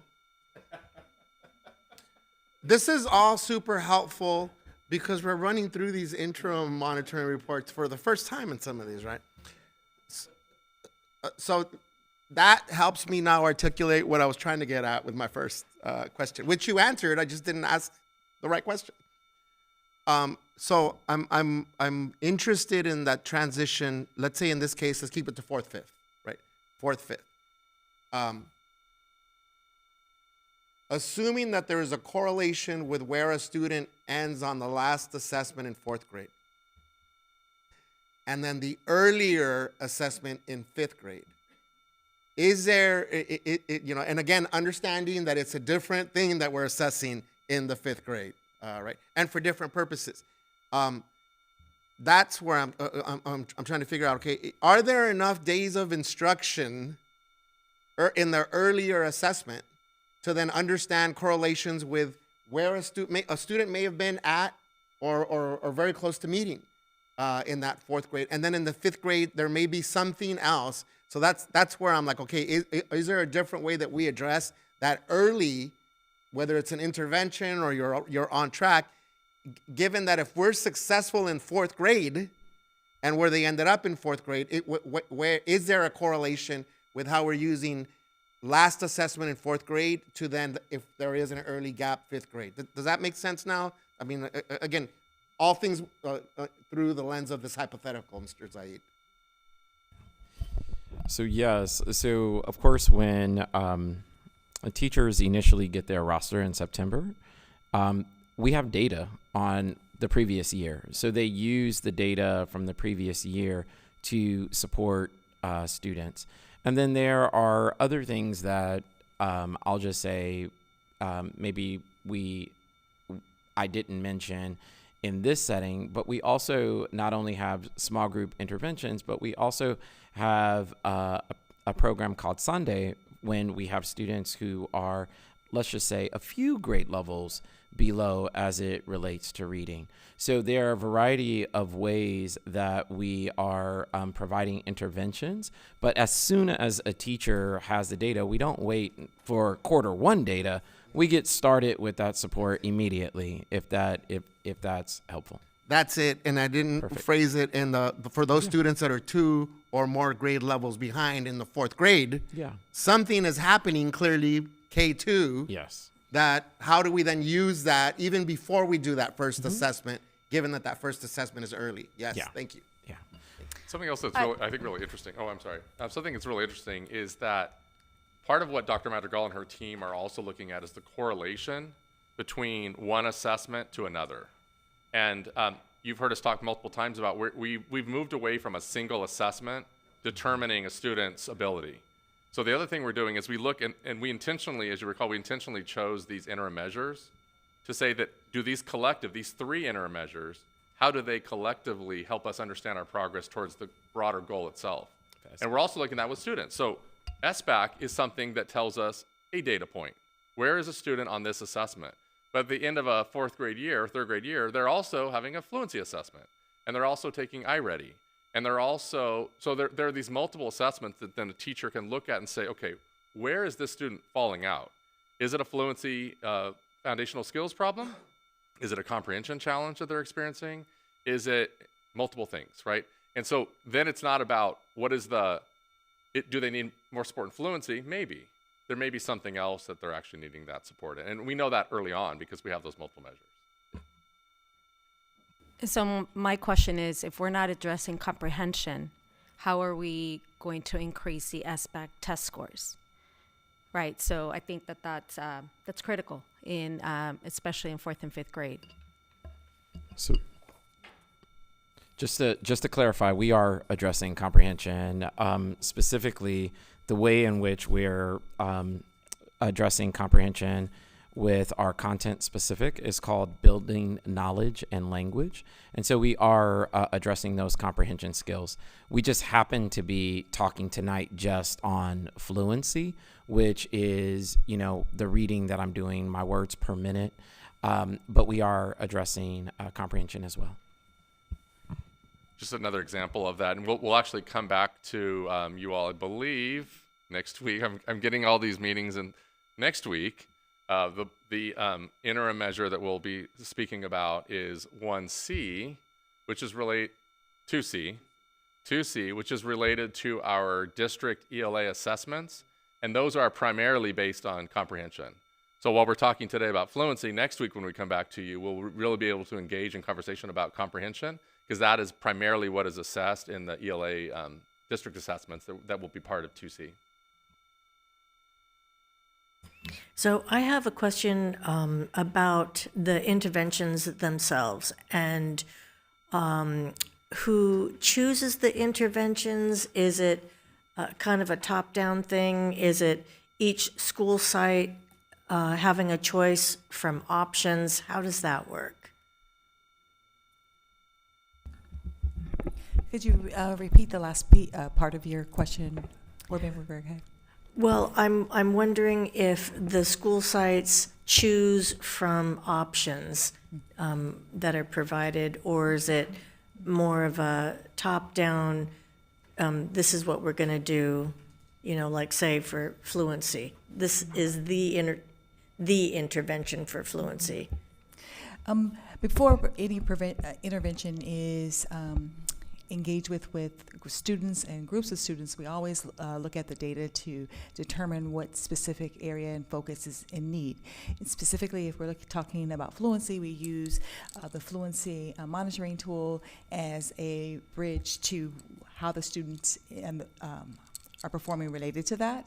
And then our unit guides and our curricular resources provide specific intervention scaffolds and supports for students who are not meeting those needs. So all of our unit guides have specific intervention opportunities for differentiation of students who need additional support and scaffolds. What about the language development for English learners? In the unit guides themselves, there are scaffolds for our English learners and language supports available in those as well. So our unit guides are very comprehensive. We use the universal design method as it relates to the framework for designing units of study. And in those units of study, we look at what are the needs of all learners and provide the tier 1 and what would be the access that students who come and have varying needs would be able to, what would they need to be able to access and support to be able to get those same levels of learning experiences. I just want to shift back for just a moment. If I understood the question correctly, I think I may have heard you ask kind of, is there a intervention that all schools use, similar to like, do you have a program? Is there like in ST math, if we were talking about math, that folks, right, kind of, that's the ST math, right? That folks just kind of all, does everybody use something top down? And while our, curriculum guides and those supports are very comprehensive, there isn't necessarily like just a one sort of top down approach. Everyone must use this particular program. Everyone uses our curriculum, but they use it to design specifically for students what they might be working on based on that data, right? So a student might be working on phonics and then moving to what's provided, that connected text. But there isn't necessarily like a vendor or a particular something just for fluency, if that's what I'm not, was that the question? Yeah. Okay. I can add to that too. So schools have tutoring that they have funds to use for specific tutoring that's direct, that the school decides who teaches it, how they're intervening. Are they using their class? Is it the teacher with his or her own classroom and then using the resources? In addition, one of the benefits of Dr. Gonzalez's move from the curriculum office to the expanded learning opportunities office as director is the significant expansion of articulating interventions and thinking about the after-school experience that is housed in every school now and what that will look like to get further aligned to the core curriculum. We are appreciative of all that has gone on for expanded learning opportunities, and we also see this as an opportunity for us to grow systematically around interventions and to think about the partners that we have out in the field. How do we help them to use the intervention materials that are available to them? How do we even resource those so that students feel a lot of, they experience outside of their school day similarly to what they experience in the school day? And then also, Ms. Lopez, you asked about our ELD curriculum, and I think Dr. Myers-Miller mentioned this, but just to say that the adoption, the English language arts adoption, has an ELD curriculum aspect to it that is part of when Dr. Myers-Miller talked about the unit guides. It's accessible. The teacher resources and the connections to those are accessible through the unit guides. Do you want to add something, Brian? Yeah, I was actually, I think I want to connect back for a moment. You talked about the after-school interventions that we're starting to build out under Dr. Gonzalez's support with the team that's there. This is connecting back to the conversation that started at 3 o'clock around some of our district budget. That's kind of an exciting thing just to let you all know about. The state this year is allowing attendance recovery, what's called attendance recovery, by providing specific supports, interventions to students after school by a credentialed teacher. With a certain number of hours of that support, we're actually going to also be able to recover attendance dollars if a student might have been absent. So we're going to be able, under this band, and I'll say, you'll recall last year when we are actually receiving more ELOP funding this year than last year because the state changed the threshold back down that 55% that we talked about around unduplicated. So while we're overall experiencing a decline in district resources, ELOP is actually one resource that's going up. And so we're using that in a very intentional way to build out a stronger, more robust intervention model that will allow us to both intervene in things like reading and math and other areas, and will also support, in some way, we don't know yet the level, in some way they'll support some of the attendance recovery dollars as well. And the same would apply. We used English learners as an example, but with students with disabilities, to have specific interventions for, again, pending the IEP, but for students with disabilities that are also not yet meeting. Yeah, and actually part of the expectation by having that threshold at 55%, part of the expectation is our first obligation with ELOP is to provide services to unduplicated students. Some of that is obviously parent opt-in to have their child after school, but we want to make sure that students with IEPs, English learners, homeless foster, that they are prioritized in receiving not just the after-school care, but the interventions that we're talking about as well. Okay. Oh, Member Otto.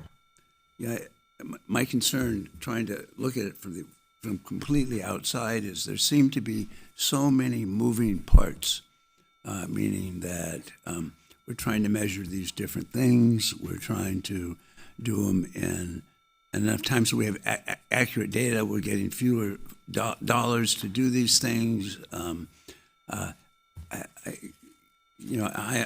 thinking of me as somebody completely outside the district or in education, wanting to understand how it's going to work and why we feel that what we're doing makes us confident that we're not going to just have somebody get it done.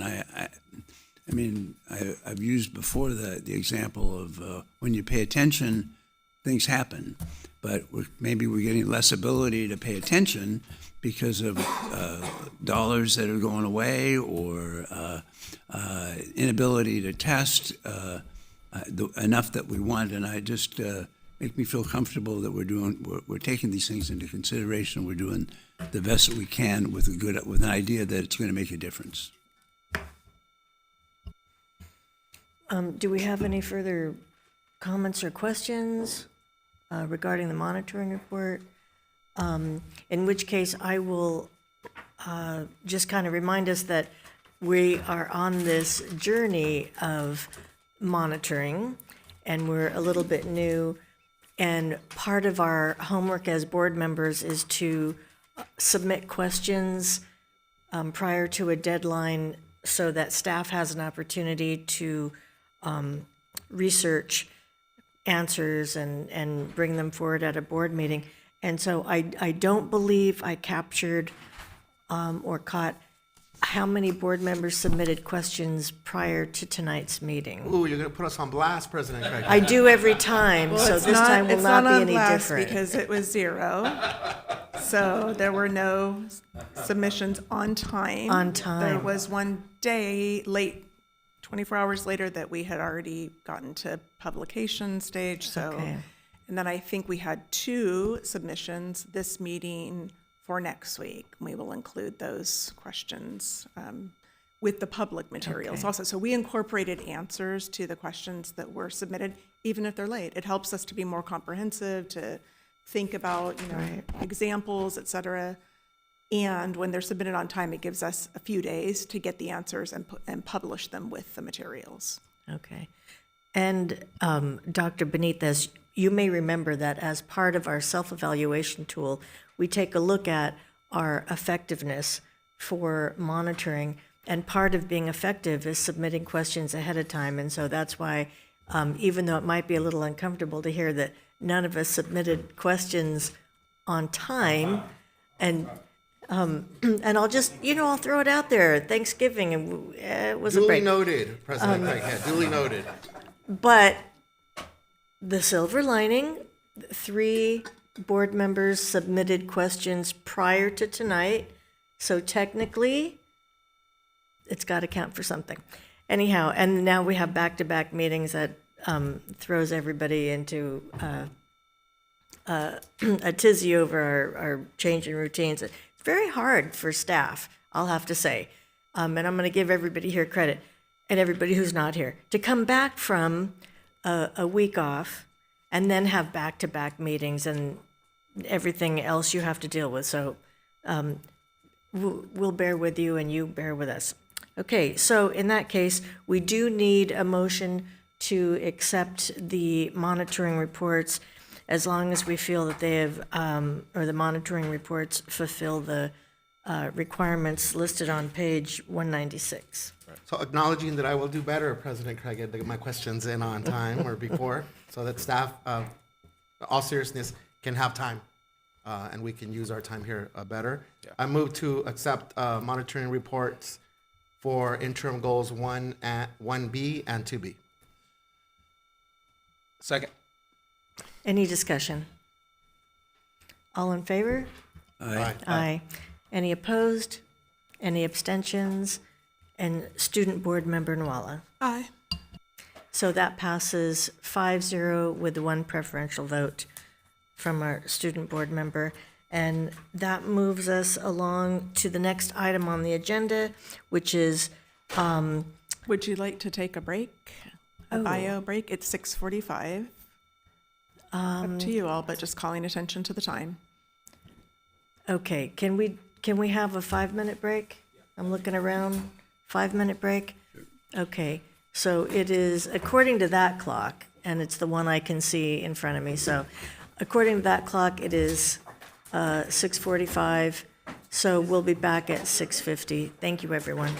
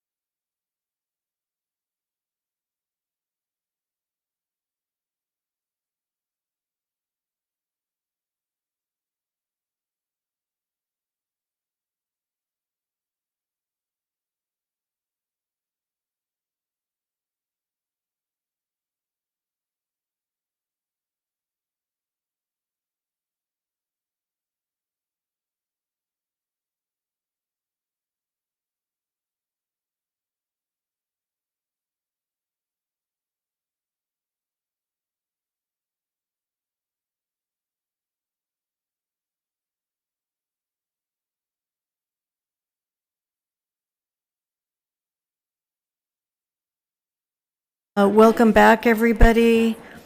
Our break is hereby over, so I'm going to invite everybody to return to their seats so we can rejoin the meeting. And that brings us to item number 6.2, Student Outcome Focused Governance Board Guardrails. So at our November 5th board meeting, we sent this item to committee, and the committee has met, and there are 3 recommendations that are being presented tonight. And so I will have our student board member read those recommendations being brought forward by the committee. Thank you, President Craighead. So the committee first decided to condense the draft board guardrails 1 through 3 to the board will not direct operational responsibilities to anyone except the superintendent or engage in any action that impedes upon the day-to-day operations of administrative or otherwise of the district. Then condensing draft board guardrails 4 and 5 to the board will not try to influence or intimidate the student board member into making a response or taking a position whether at a board meeting or any other time. And then 3, which condenses 7 through 8, will be the board may not make decisions, policies, or changes to policies that lack clear alignment with the district and board's established strategic goals, policies, values, or guardrails without input from the greater Long Beach community. Those are our 3 recommendations. Thank you. So that comes, because it's a recommendation from a committee, that is the motion. So. Move for approval? Second. Thank you. And discussion. Yeah, I think that,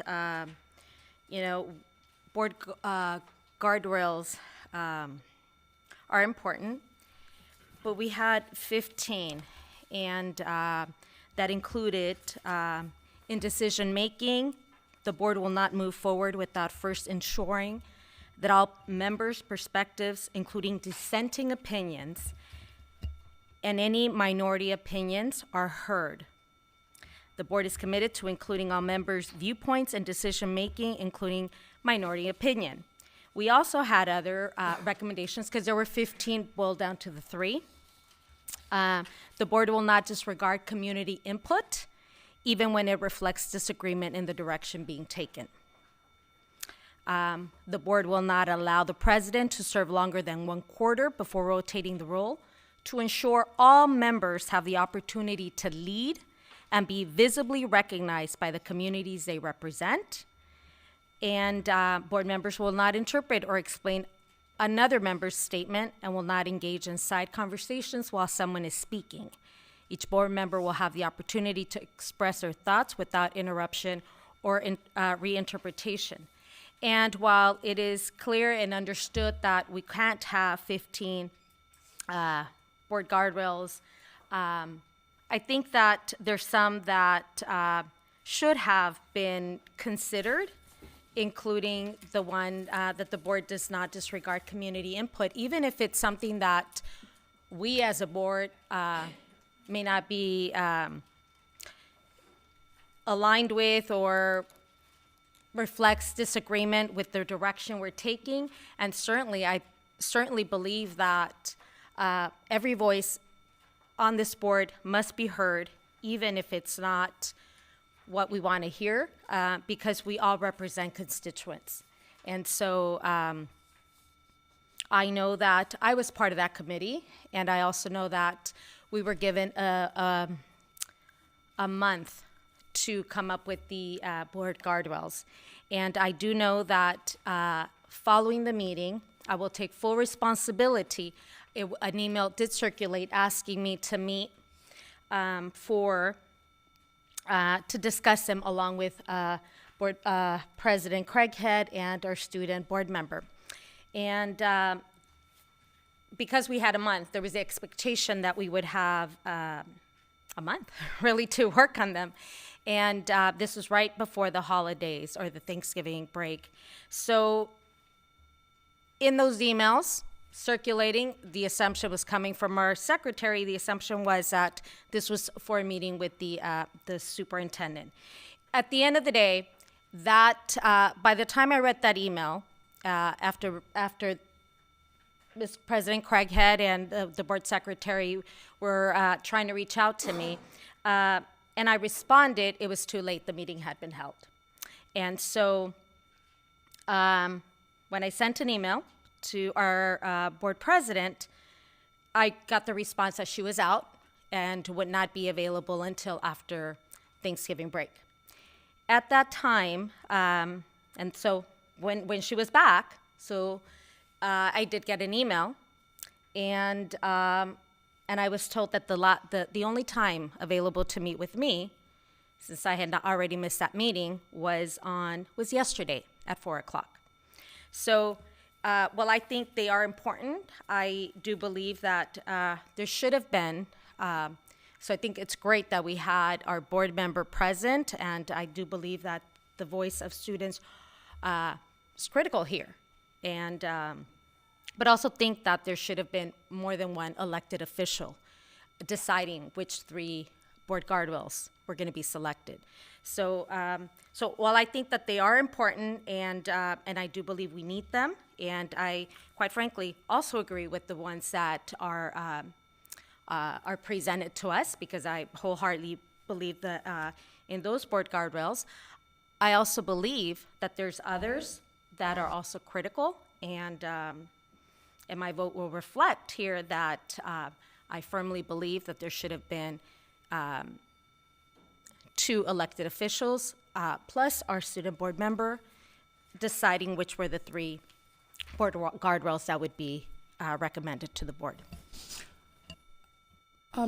I concur completely, but point to be made was, yes, all of these are important, but a few of them are covered by board bylaws, which is why they were not included. For example, proposed 15, the proposed guardrail 15 is covered by bylaw 9005, I believe. Bylaw 14 covered by 90100, and then another bylaw 11 was covered by 9005 as well. That's all. I would just like to address the timing of everything. And what you're referring to about the meeting being held without you is the fact that the morning after our board meeting, where we volunteered to participate in the committee, our superintendent sent out an email looping in our coach and also asking for our availability. And our coach weighed in that day. I also weighed in that day, and I gave my available dates. The emails went back and forth that day on Thursday, November 6th, and then, as I said, our coach responded. The dates were given by myself to our board secretary, who was checking in with our student board member, and kind of in protection of our student board member's time, our board secretary was emailing her separately so that we weren't interfering with her school schedule. And we waited a week and didn't hear from you. And that included a text from the board secretary. So after waiting a week, I decided that because we also have, so we burned a week trying to schedule it, and then there was a week off for Thanksgiving. That's 2 weeks out of a 30-day period that we decided on, that we needed to hold the meeting because otherwise we would run out of time. So I chose to honor our student board member schedule, and I met with her with our coach. Our coach was present at the meeting and guided us in the work. And then I sent out a follow-up email saying, okay, to the committee, and you were included in that email, a follow-up email saying, this is the result of the work of the committee.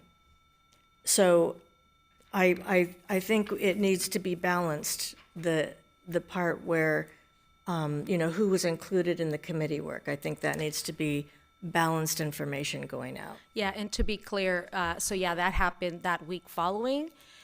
Given that we had a month to work on it, as I told you yesterday, there was never the expectation, at least for me, and I will take that responsibility, that I would be asked that same week to meet, that week that followed our meeting, and also, I firmly believe that yes, we should have been accommodating to our student board member.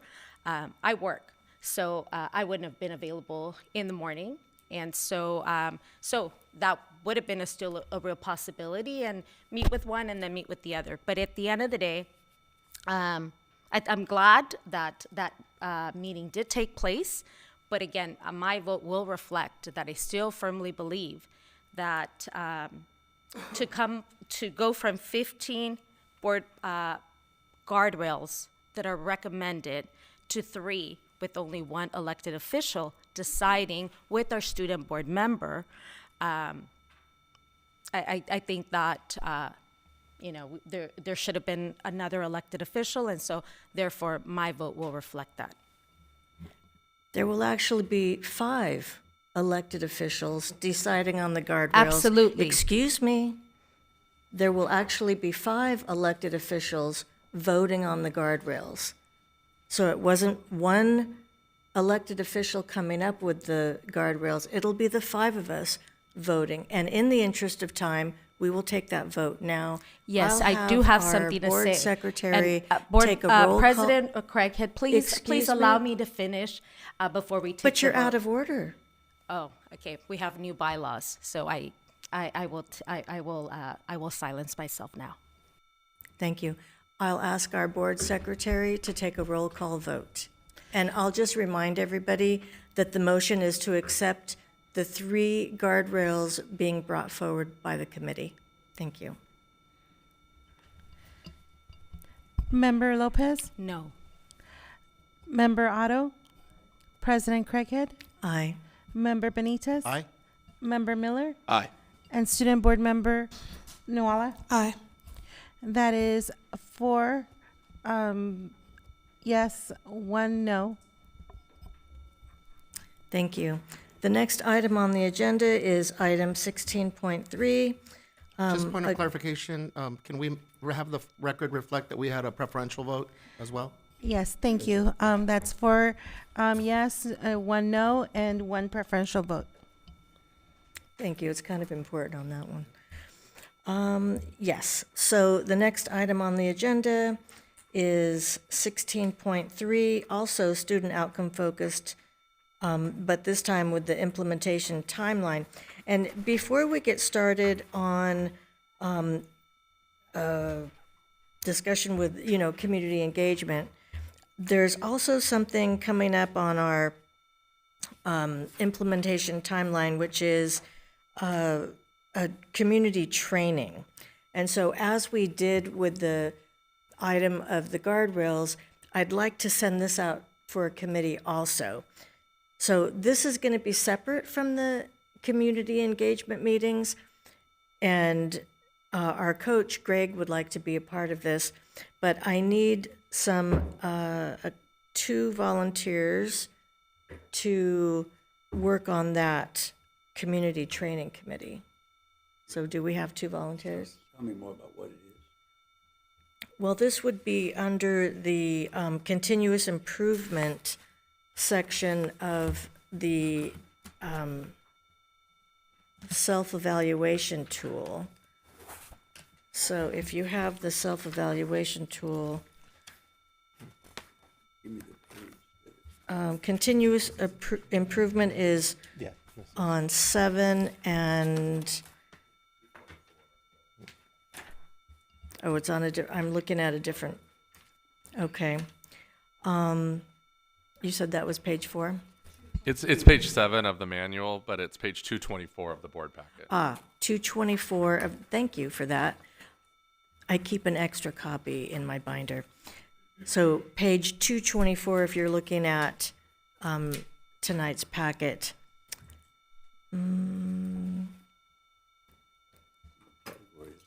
So it would be under meeting, student outcomes focus, in the green column, the second paragraph down. The board has hosted and the board members have led or co-led at least one training session on student outcomes focused governance during the previous 12-month period. And then bonus points if we include our student board member. So I think it's important that we also speak to the values in which, why this committee is important. When we're talking about all of the hard work that has gone into doing our Vision 2035, when we talk about all of the hard work that has gone into doing our community outreach to getting their input on what we feel would be the most important values represented by not only our district, but by the board, we want to make sure that there is a level of continuity of those values from the potential next board members come each election cycle. Along with that, there is the opportunity to also build a certain, let's call it certain awareness and kind of culture building in regards to all of the great work that is going on. And so when it comes to these trainings in particular, it will have both of those undertones in regards to not only what is SOFG work, but it also will speak to a lot of the work that has been done as a district to help us get to this point. If you're taking volunteers, President Craighead, I am. I volunteer. Great. Do we have any other volunteers for this committee? Volunteer. Okay, so that's members Otto and Benitez. I think since we're constituting this, I don't know if you're going this way, President Craighead, but I think we should take a vote to formally constitute. The board committee. Okay. Would you like to make that motion?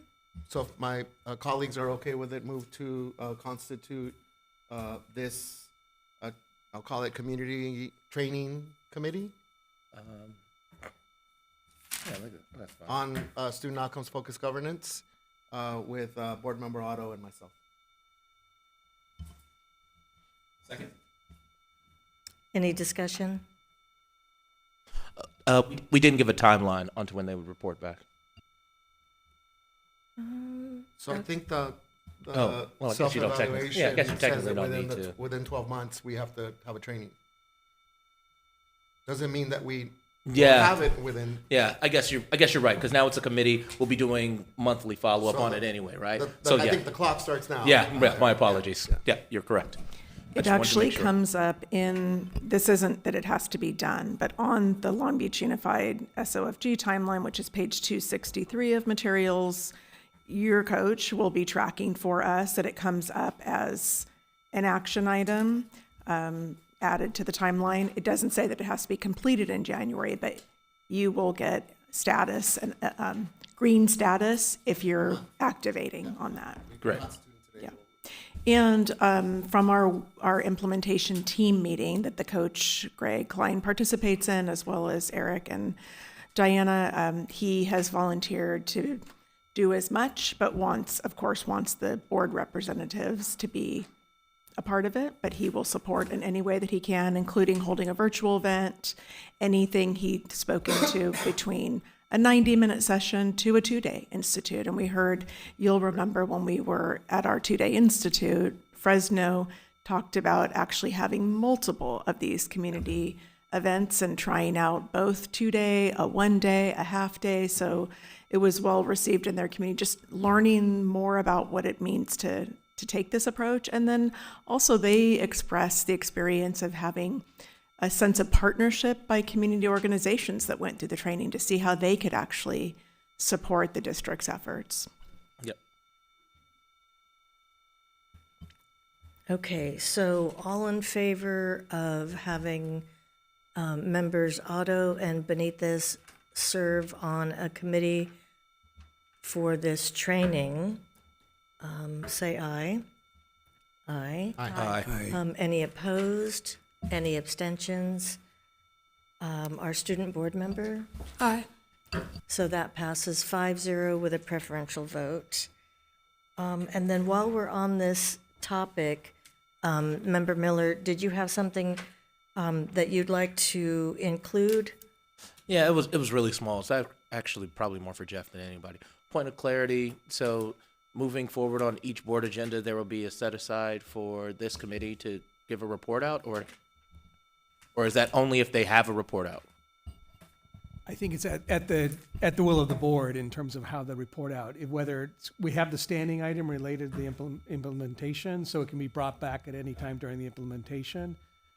We do slightly modify that board agenda item each time if there is going to be something that will be addressed. And so if the committee has something, we will note it in the agenda item that the committee would be reporting on during the implementation timeline standing item. Got it. Thank you. I apologize for being a little out of order. I just wanted to make sure we had the clarity. Thank you. Okay. So are we ready to move on to the next agenda item? President Craighead, also as part of that item, there was a notation about community engagement and revisiting the planned community engagement for January, and an opportunity for board members to reflect on the first session and bring forward some additional ideas and thoughts that have emerged since then from what we learned and from some new ideas. And I know Mr. Otto is the planned lead for the January session, so I don't want you to skip that, because I think there are some ideas that are to be considered. And I didn't think we were finished with the entire thing. I just thought we had voted to constitute the committee, President Craighead. Okay. Okay, so Member Otto, would you like to report on that? No, and I'll tell you why, because I was going to bring it up in my comments, and since it's not an action item, and I'm going to tell you in the comment section what I would tell you now, it seems redundant at worst, and you'll get the information. I do have a potential discussion item related to the community engagement. Oh, Check-in. go ahead. Notwithstanding that I haven't heard what your comments are going to be yet, Doug, so if I need to modify accordingly, I'll do that. See if I roll my eyes. Okay. I'll look this way then. I was going to see if there was an opportunity, given that we have this next meeting in January, to take some of the learnings that were discussed from the previous community check-in, sort of on two levels. One is to gain some clarity around expectations and responsibilities on the community engagement efforts themselves, to make sure that we have great turnout, participation. And then directly related to that, and I'm happy to type up some bullet points together, get them to us before our next meeting, some thoughts on how to stick to the spirit and the intent of the meeting, but perhaps modify the actual format, but not removing the substance and the content, so that if we are going to ask people to come, we can try to be as engaging with a format that's engaging as possible. It would not be an exhaustive thing, just some thoughts for us to take into consideration as Mr. Otto is planning that January meeting. And then one question, who are the two board members in addition to Mr. Otto for the January meeting, Joe? You'll have to ask Mr. Otto that question. Because is it me, Doug? No. Okay. Okay. So that was my suggestion. Okay. Okay. So I believe we're ready to move on. So is it okay for me to do that? We'll receive Yes. your materials and actually can, if there's something that you'd like posted with the public agenda For the at the end of this next, week, for next meeting, week's yes. meeting. Yes. And then anything else that you all want attached, you'll share with us for public posting of the agenda. With the consideration for that January and then any meetings after that. Great. And now we're moving on the agenda? Just want to make sure I'm giving everybody an opportunity. Okay.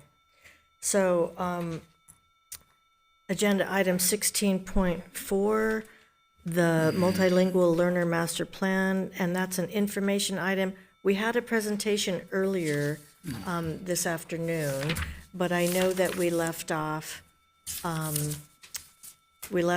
some point, and so I I'm think we looking got over. through the 7th chapter. I think we did get Yes, through the I think seventh it was chapter. something about a journey. Yes. So I'm going to hand it over to Mr. Moskovitz. Thank you. Yeah, we would definitely like to talk about the journey, and partially because the feedback that came from the Board of Education last spring, some of the feedback was including an opportunity to reach out to community groups and community partners and our parents. And we're really proud that our team did a really effective job of that. So Dr. Myers-Miller is going to talk about how her team at OCIPD really engaged in that journey with community partners. So if you, again, those at home, we're back to the same presentation from earlier today. So for people at home, this is in the 3 o'clock special session packet. It's on page 183 of 195 of the 3 o'clock special session. I'll give the board a moment to get back to that, page 183. And so we'll talk about that journey, the engagement with community, and then more importantly, and actually probably most importantly in all of this, is the plan is great. We think it's very comprehensive, but it's not going to mean anything if we don't do something with it. And so we hear a little bit about our plans moving forward to really make sure that our entire system is supporting our English learners. As we had the opportunity earlier to hear from Dr. Gonzalez and also Catherine, who were the key drivers and supporters of the development committee and their writing team around the development of the plan and all of the areas in which they have focused in the research to ensure that our language learners had a comprehensive support. We want to lean into what Mr. Moskovitz is talking about. We can have a plan, but we always have to have, so what, now what? And so we want to talk about the journey that led us to really make some comprehensive changes that are in support of our community, but also what we're going to do with this plan so that our students have a better experience and acquire English learning as the proficiency moving forward. All right.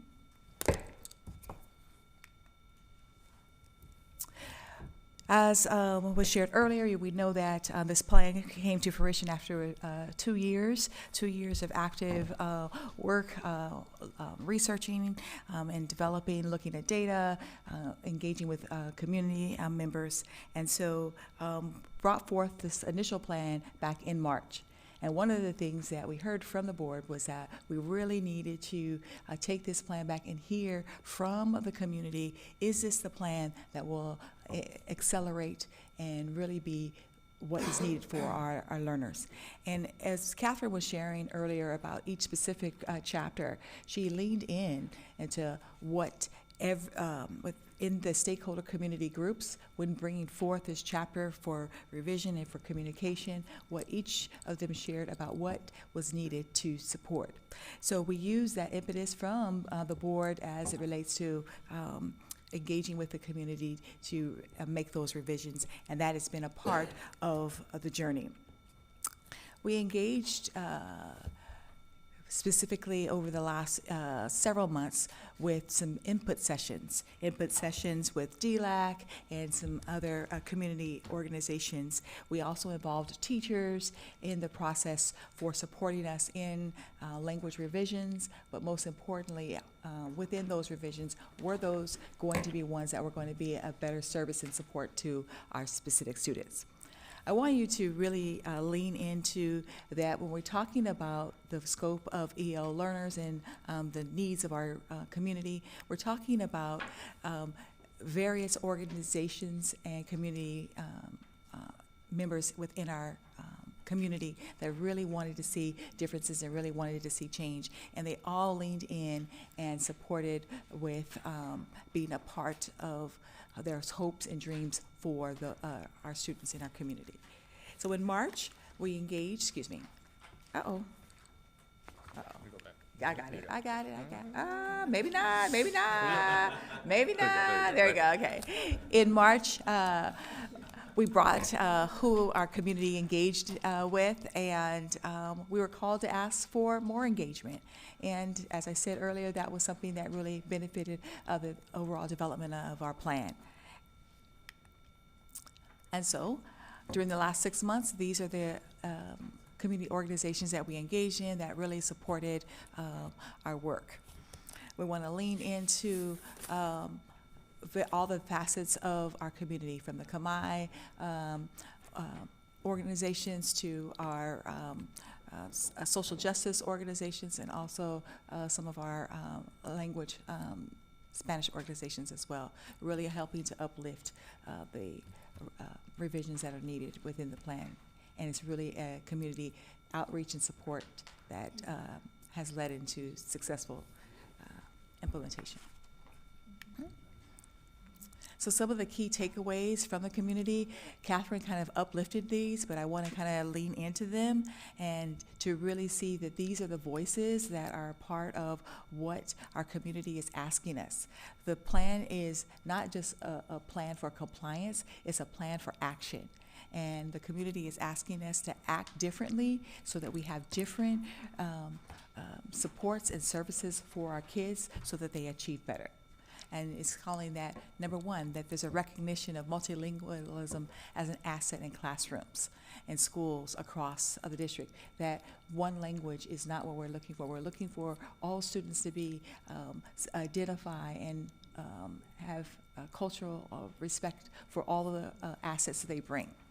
We're looking to ensure that our students have robust language heritage programs, that when they come into our schools, that their home language is uplifted and it's valued. We're looking to ensure that we have designated and integrated ELD programs and practices throughout every school. I know that that is something that we was called out and asked for earlier. What are the designated supports in our system, in our elementary classrooms? And if you look within the plan, I have to look, I think it's on page 56, 57, we outline specifically what are those expectations that we have across our system for all of our teachers to ensure that our students who are coming with language needs are getting those specific services and supports. That we are clearly communicating about English learner identification, reclassification, and related exams. Catherine uplifted that, and I believe Dr. Gonzalo also uplifted that, but that when our language learner parents are coming into the schools, that they are not always having a clear understanding of how their students will matriculate the system and achieve proficiency. Lastly, ensuring that we are progress monitoring, and that as we are progress monitoring, we're ensuring that our students are moving toward those rigors and standards that are expected. And Catherine also uplifted that right now, as of earlier this month, we had over 87% of the program evaluation information that was being for our students who have language needs. And I think that that's important because that means that we're actively monitoring and we're actively engaging in looking at data, making sure that we know who our students are and are providing additional services and supports for them. So those were some of the key takeaways that were uplifted earlier in the presentation, but also that were used as revisions to support an active plan of what the community would want and need. And that kind of gives a overall completion of the journey that we're bringing forth to you, but I would like to share a couple of highlights that are important for us to know. That the plan that is being, that we're talking about, these are things that are already a part of what are happening in our schools. Yes, we already have integrated and designated ELD that's happening in our school. We have revisions of courses to support our secondary schools for ELD courses that have been revised. We have intervention supports for students. So many components of the plan are already in play. We are just ensuring that we are providing system-wide supports and that every school has the same exact experience and exposure to supporting their language learners. One thing I'll add, and then we can definitely open it up to questions, and maybe you can help me with this as well, Dr. Myers-Miller. So we're Tonight is an information item. We're going to have a discussion. We're happy to take feedback that you may offer. Next week, it'll be before you for approval. We are designing based on, assuming there will be approval, we're designing a plan for implementation and rollout into 2026. That's going to include an English Learner Symposium that we're planning for late March, an opportunity to really bring our community together, to hear from our community, hear from our families, hear from our students. What about this plan do they see as a strength already in place? Where are some areas we can improve? And really to bring like a true symposium where we're both providing information but also learning from our community. So that's going to be an exciting opportunity. We're also then planning what would rollout and implementation look like in our schools? How do we make sure that over the course of the next 6 to 12 months, our administrators and our teachers and all of our educators are aware of the plan? It's a big book, so we want to make sure we're going to have to take some time to kind of break it down and help people understand by classification kind of some of the expectations. So we're excited about the not just the approval, hopeful approval next week, but the implementation that will come over the coming 6 months. And you heard Ms. Perez say earlier, we really learned a lot. We appreciated the push that you as a board gave back in the spring to say, what about more community engagement specific related to this plan? And as you heard her say, that's not done. So I think it was chapter 6. She said it's a good place where we are now, but it's not completed. It will continue to evolve. And so we're excited to engage through symposium and other ways to continue to hear from community and from parents. How do we see this being implemented effectively moving forward? Anything you'd add to that? No. So yeah, we'll open it up to questions, comments, recommendations, and so that we can be prepared for a vote next week. Yeah, Brian,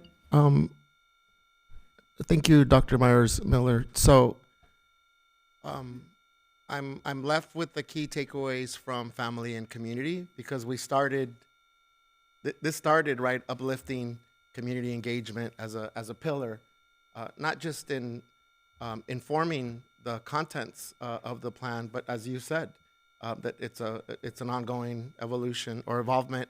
But I want to anchor it in the accountability piece. And I love how Dr. Myers-Miller just shared, this isn't just about compliance, all right? It's about action for many of the things that are included in the plan that are aspirational. Some we're doing, but others is aspirational. Some we could either be doing more of or be doing better or more consistently, right? So and I'm moved by the takeaways as well, and I know that the actual, and this is just in the presentation, I know the actual plan will continue to have key takeaways. Since community engagement is a major pillar of every aspect, I would say, of this plan, and addressing some of those things that we could do more of and better of. I'd really like to hear your thoughts on what mechanisms we could use to make sure that if and when, and my expectation is an if, not a when, if depending on what you all think, we get updates to the implementation of the plan. I would really like to see the updates be anchored around the takeaways from family and community, because those are actionable, real things that families and community members are telling us either are not happening consistently, and or could overall be better. So my suggestion, and then I just have a quick question, is if we are exploring how this then would be brought back to the board or back to community, that we be very explicit in including updates regarding the key takeaways. And that could be either progress made to, steps taken,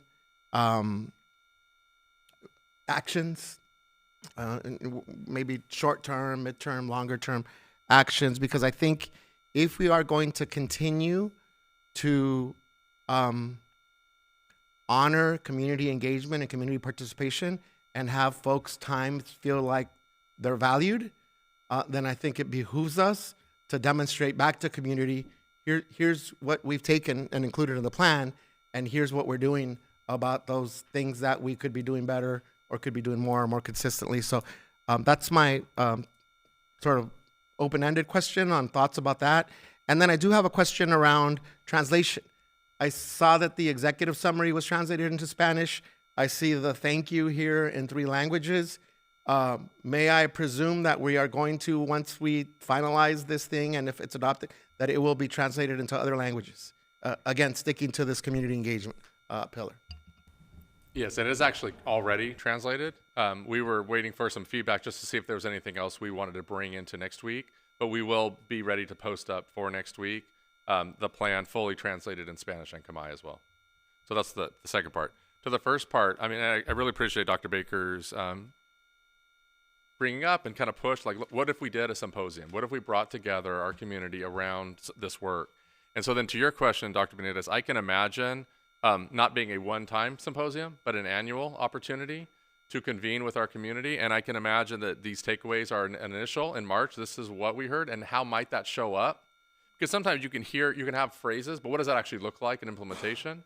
And we can set some goals for ourselves and have an annual opportunity with community, with our English learners and their families and caregivers. What would it look like to each year check back in with this and maybe even develop and have it be a fluid document as well? As I expressed earlier, so thank you for the work, and the only thing is, as expressed earlier, I think that we should look at the title and consider English Learner Master Plan. I understand multilingual learner is for the asset-based terminology, but I think it's important to stay consistent with the state, and using English learner would not only emphasize that students need to learn the English language, but we would be consistent with the California dashboard, with the EL roadmap, unduplicated students, and with the LCAP. So this is something that I brought up earlier this morning and or earlier today, and think that we should really highly consider changing the name of the plan. Mr. Otto, did you have something? Not about that. I was just going to say about the plan that we got it presented to us in a draft form 6 months ago or so at a workshop, and I was very impressed with it at that point, and it made me think about a lot of things that I hadn't considered before, and I find this version even better. And I had an opportunity to talk with Ms. Gonzalez and Dr. Perez Morales about this way back then, and to study this a little more closely. And I think this is a great step for our district to do, and I wholeheartedly support it. I think that the rollout is important, like you suggested. I kind of wince that we're getting all these things that we're doing and meetings and whatnot, and I'm wondering if I'm going to have time for the 10-minute breaks we get to try and get all this stuff done. It's what happens oftentimes when you get going on these things is all the good ideas get put into what it is that you're doing. I'm not suggesting we not do that. In fact, I think it's very important for this, but I just I support it. The rollout, I support reports back to the board periodically when things happen, not just as a matter of course, but congratulations. I can't imagine that there's any place else in the state of California that has put as much time and effort and thought into this subject than we have, and so congratulations to everyone. I do feel like an imposter in this specific situation here, but I would like to uplift that Dr. Gonzalez and Catherine and her team did an amazing job in bringing this to fruition. So it has really been, and it's a passion because as language learners themselves, they really want to ensure that the students who look like them and represent have their own cultural identity are seen in our schools and receive the adequate supports and programs for them to be uplifted. So please, it is definitely their labor of love and passion of love because of the care for the students in whom we all serve and wanting better for them. Dr. Myers-Miller, I hope that they watched at least this part of tonight's meeting, because that passion and that love shows through in so many regards. And their writing team, please forgive me. So thank you, everyone. I think we're ready to move on to item 16.5. And as we changed with the adoption of the agenda to just school closure, and this is an information item. I see people getting into place to address this. So, Mr. Miranda, would you like to start us off? I'm going to just kick us off, and then I will hand directly to Brian. So tonight, you heard mention of in our fiscal stabilization and prioritization plan about school closure. You all, as a board, experienced this when we had to make the hard decision around the closure of Hudson and the tremendous care that was provided to that community as we faced that challenge. So tonight is an information item to explore and to understand the necessity of the closure of Hoover Middle School, and simultaneously the opportunity that we're going to use the campus to expand our dual language middle school program. And so we have two team members that will speak specifically around expansion of dual language programming in Brian, and Mr. Miranda to speak to the capacity analysis and the decision relative to Hoover. And so I think I'm handing off directly to Brian. Thank you for starting with that. And thanks, we can see both of you out there together. That's very nice. Sometimes it's hard to communicate when I'm turned to the side, so we'll do it from here. If we can get the slides up, that would be great. And they are up, perfect. I'm going to start actually with this week. Monday and Tuesday night this week, we were out in community, starting Monday night with our Hoover parents, caregivers, students in place. And then Tuesday night, we were out at the Keller community and talking and hearing from parents, answering questions. And I want to start there because I know this is really, this is hard, as Dr. Baker said. This is challenging. It lands heavy for students and for families who are trying to figure out where their kid's going to go. They have a lot of questions. I will say in both places, parents were incredibly gracious and understanding of where we're at as a district and the need. And we were also trying to be equally gracious with them. So while this is definitely hard to be able to have to get in front of folks and let them know a school may be closing, we do believe it is the right decision to make. So there are actually four things that we're going to talk about tonight. The vote that will ultimately come before you all next week is a vote to close Hoover Middle School. And then a second item that you will consider next week is, assuming you vote for the closure of Hoover Middle School, will be a realignment of the consolidation of the attendance boundary that is currently Hoover with Bancroft Middle School. So we're going to speak through the why for the closure of Hoover Middle School. We're going to speak to the transition plan for the students who are currently attending Hoover and what that will look like for them to transition to Bancroft Middle School. And then second, we're going to come back to, we're actually going to skip and come back to the idea of our expanding need for more space for our middle school dual language program.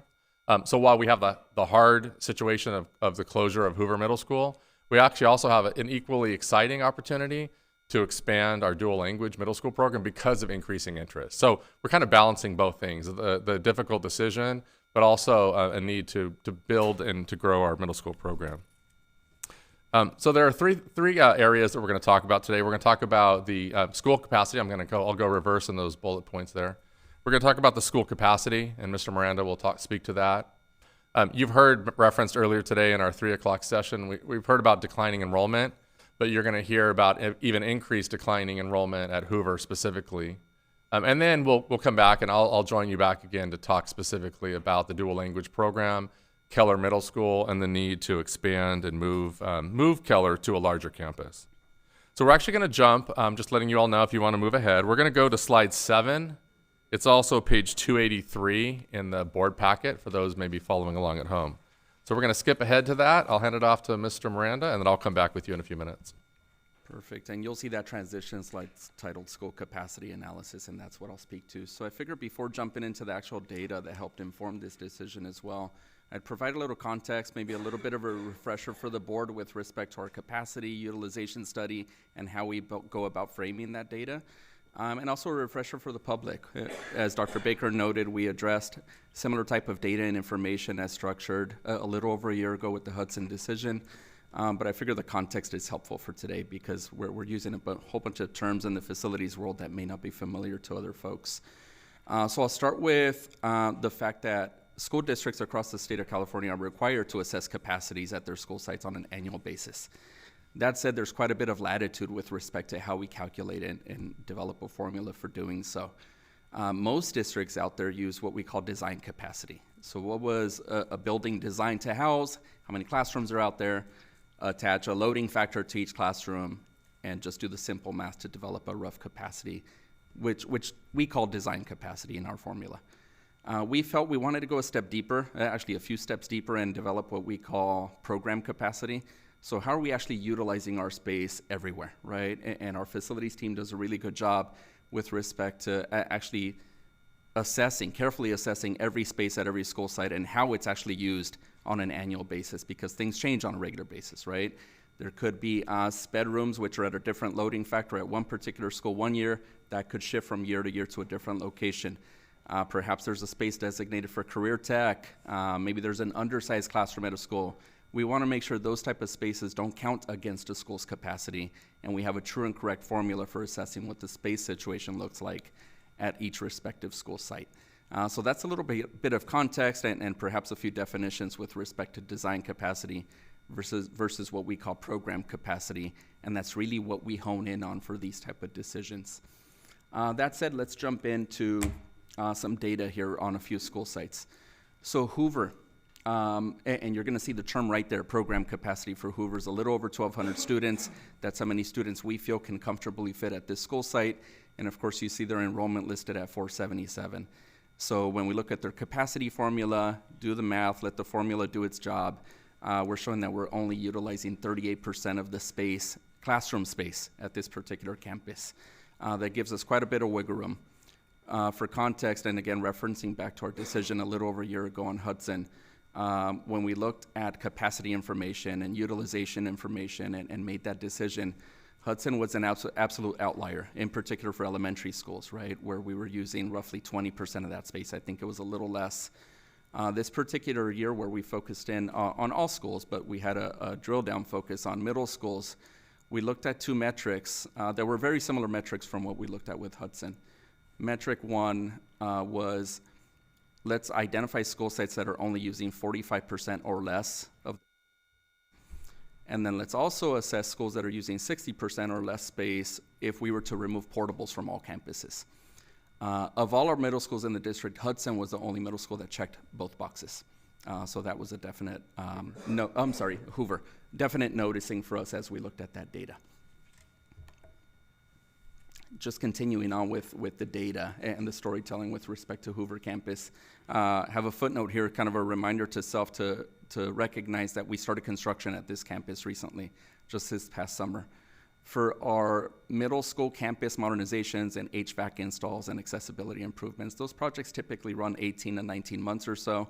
We're on track, we're doing well, scheduled to complete that particular project early in the calendar year of 27. Which is an important distinction as we go deeper into the presentation. You'll see the enrollment trend, and Brian teased this nicely. District-wide, we've seen a decline, right? So we continue to see a decline across many of our campuses. At Hoover in particular, that decline is at a multiplier of 3, right? So it's just declining at a much faster pace, which is something that's going to draw our attention. Shifting gears to Bancroft. So Bancroft, when we look at program capacity using the same formula and metrics, we know that we can house comfortably 1,400 students. And that's a big number. It's a big school. It's also been renovated, so it's a great campus. Current enrollment at this particular campus is just over 770, which brings their program capacity utilization rate to 55%. The reason that's important here is it gives us a cushion, right? So we know there's available space on this particular campus. Again, referencing back to our story about a little over a year ago at Hudson, we also looked at schools within close proximity that have available capacity and have been renovated. And that's the story we're telling here again, right? So Bancroft campus being roughly 1.5 miles down the street from Hoover, having available capacity. When we look at their enrollment trend in the 7-year history, you see a decline. It's not as significant, but it still gives us that wiggle room nonetheless. And an important point I want to reference on this particular slide is the student plot map. You see a little map there at the top right-hand corner. Every one of those specific dots represents a student attending this school. The distinction here is, of course, you see the concentration there within the true Bancroft boundary, but you also see, if you just kind of look over to the left, you see several students within the plot points that reside within the Hoover boundary already attending Bancroft. So that was a very important noticing for us along the way. Shifting gears to Keller. So in terms of Keller's capacity, there's a few notes I want to leave you all with. One, or first and foremost, this particular school site started as an elementary school campus and then shifted and became a middle school campus. Important for a number of reasons, right? It's by and large smaller classrooms. In particular, when we look at some of their elective classrooms like band, they're just smaller footprints, smaller spaces, and there's not enough in terms of capacity to house more students. Brian will speak a whole lot more towards the trend, the enrollment that's coming through the system with interest in dual immersion, so I won't go there just now. But when you look at the current enrollment and the current capacities and our constraints there, clearly we don't have enough wiggle room and space to be able to house all the students and families that have an interest in dual immersion programs. Do want to note before I transition to the next slide, Keller is also a campus where HVAC modernization has been complete. And that's an important distinction for us in the facilities world, I think for all of you as well, just as we want to be good stewards of public funds and the bond fund in particular in this case. For us, what really screamed out to us is how do we repurpose this space, right? So it cannot house many more dual immersion families, but we know it's a good footprint to be able to house different programs. So currently what we've looked at is programs that are housed over at the Tucker site, centrally located, a good facility, but it's not renovated. And Tucker remains on our list for Measure E remodel, but the thinking here was if we can shift those programs over to a different facility, in this case Keller, that's been renovated, not only is it making us more efficient with our use of modernized space, but it actually fast tracks their ability to get into a renovated space, right? Because as we know, when we start on those construction projects on the Measure E side, there's programming and planning and designing and state agency approvals and bidding before we even break ground on the construction efforts. So what we're looking at in particular here is the ACT program, the adult transition program that's currently housed at Tucker. And we see a direct fit over at the Keller site.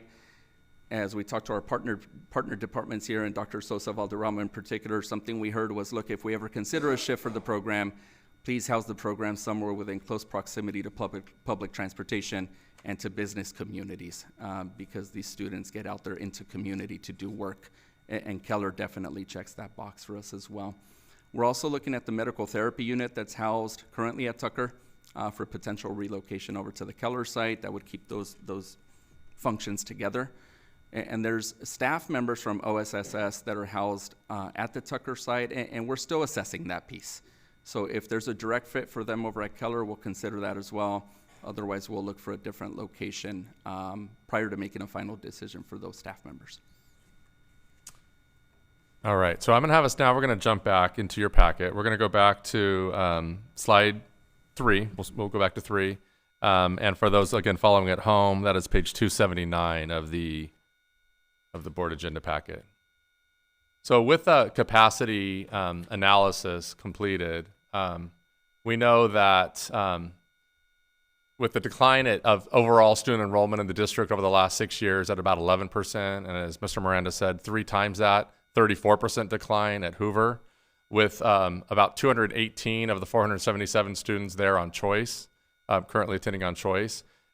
We made the tough decision from a budgetary standpoint, with the overall budget context that we have right now as a district, to recommend the closure of Hoover Middle School.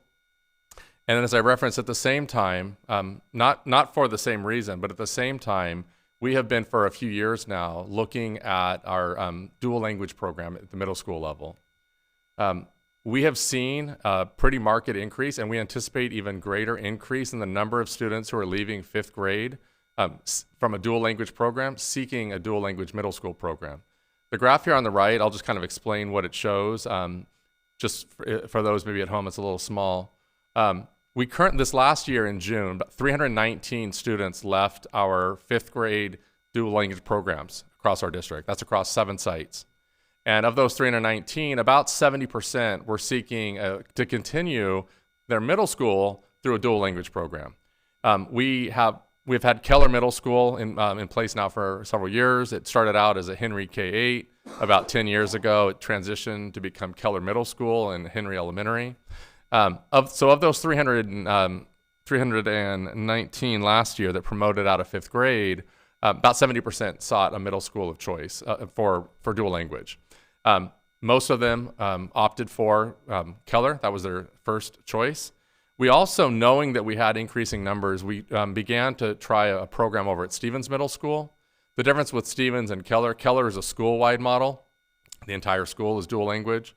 Stevens was just a pathway within a larger middle school. And, parents get to choose. So through the choice process, the vast majority of the parents leaving elementary dual language opted for Keller as their number one choice. We were able to accommodate that last year with those 319 students. About 30 students are in a dual language program at Stevens. That's very different, one class at Stevens versus an entire school at Keller. But you can see this currently, if you go one bar over there from the right, we currently have about 380 5th graders right now in dual language programs. And the reason that's more than last year is because Chavez Elementary is promoting 5th graders out of their dual language program for the first time. We started that program in 2019-20 as kindergartners. They are now 5th graders ready to find a middle school program. And if we assume, like they have, that 70% of them will likely seek a middle school dual language program, we know that we are not going to have the capacity at Keller for those who are seeking it as a first choice. This next year, we could continue to try to accommodate at Stevens as a second opportunity, but we know that families are seeking the school-wide model. That is really the best way to build the bicultural, biliterate individual through that whole school model. I'm going to take you 2 more bars over, and if you get to our current 3rd graders, we have 471 3rd graders in elementary dual language programs. That jump to 3rd grade is because Riley Elementary is the oldest students in dual language at Riley are in 3rd grade. 4 years ago, they started as kinders and are now making their way, matriculating through. So when we get to the place where 471 students are promoting out of 5th grade dual language, seeking a middle school program, if you take that average of 70% wanting to continue with dual language for middle school, that's about 350 students. And you heard the capacity at Keller is a total of 575. It's about 190 students per grade level at Keller in 6th, 7th, and 8th. That's the capacity. So if you think about in just a few years, 350 5th graders leaving, seeking a dual language middle school program, there will absolutely not be space at Keller for that. Why this is important? For a couple reasons. Obviously, space is an issue. But Keller is a completely school of choice school. There is no attendance boundary, residential attendance boundary. There never has been. It is all about choice. So families, as they leave 5th grade, can if they've been in a dual language elementary program, can choose an option of Keller dual language as their choice.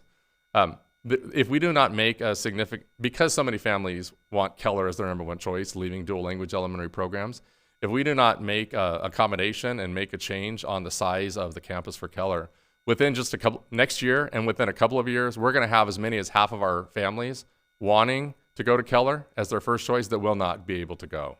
And so we've been able to accommodate for the most part over several years, but with the rapid growth we see in our elementary programs, we won't be able to accommodate that going forward. And that's across all of our 7 programs, Henry, Bixby, Lafayette, and all of them. So we know the numbers are telling us that we have an increasing growth. The other real challenge that we've been grappling with is about the accessibility of the campus to our families. So you see the 7 campuses that currently have an elementary dual language program: Bixby, Chavez, Henry, Lafayette, Riley, Webster, Willard, throughout our district. If you go to the bottom of the arrow, if you will, the bottom of the arrow on this map is where Keller is approximately located. The tip of the arrow is where approximately Hoover is located. What's really interesting about this visual is that like on the other maps that Mr. Miranda had showed previously, the red dots represent where current Keller students live. So our current Keller students coming from all 7 of these elementary programs live throughout our community. And they are all traveling to get to Keller currently at a school that will not have the capacity to meet the need going forward. So in addition to shifting Keller to the Hoover site, we'll meet two, I think, goals for ourselves. One is the capacity, most importantly. But two, it's also creating a little bit more accessibility. It's not perfectly centralized, but it's more centrally located than Keller currently is to provide a little bit easier transportation for those families throughout the community. Brian, I feel compelled to interject because I shared this with you yesterday. In my school visits to Chavez, one of the salient questions that came up from parents at Chavez is, where are we going to be able to send our dual immersion students? So if Chavez parents are listening right now, I'm sure they're loving this news. Yeah.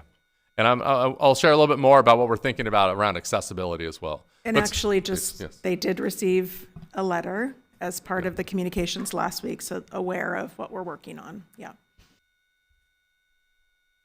So what does this mean for students?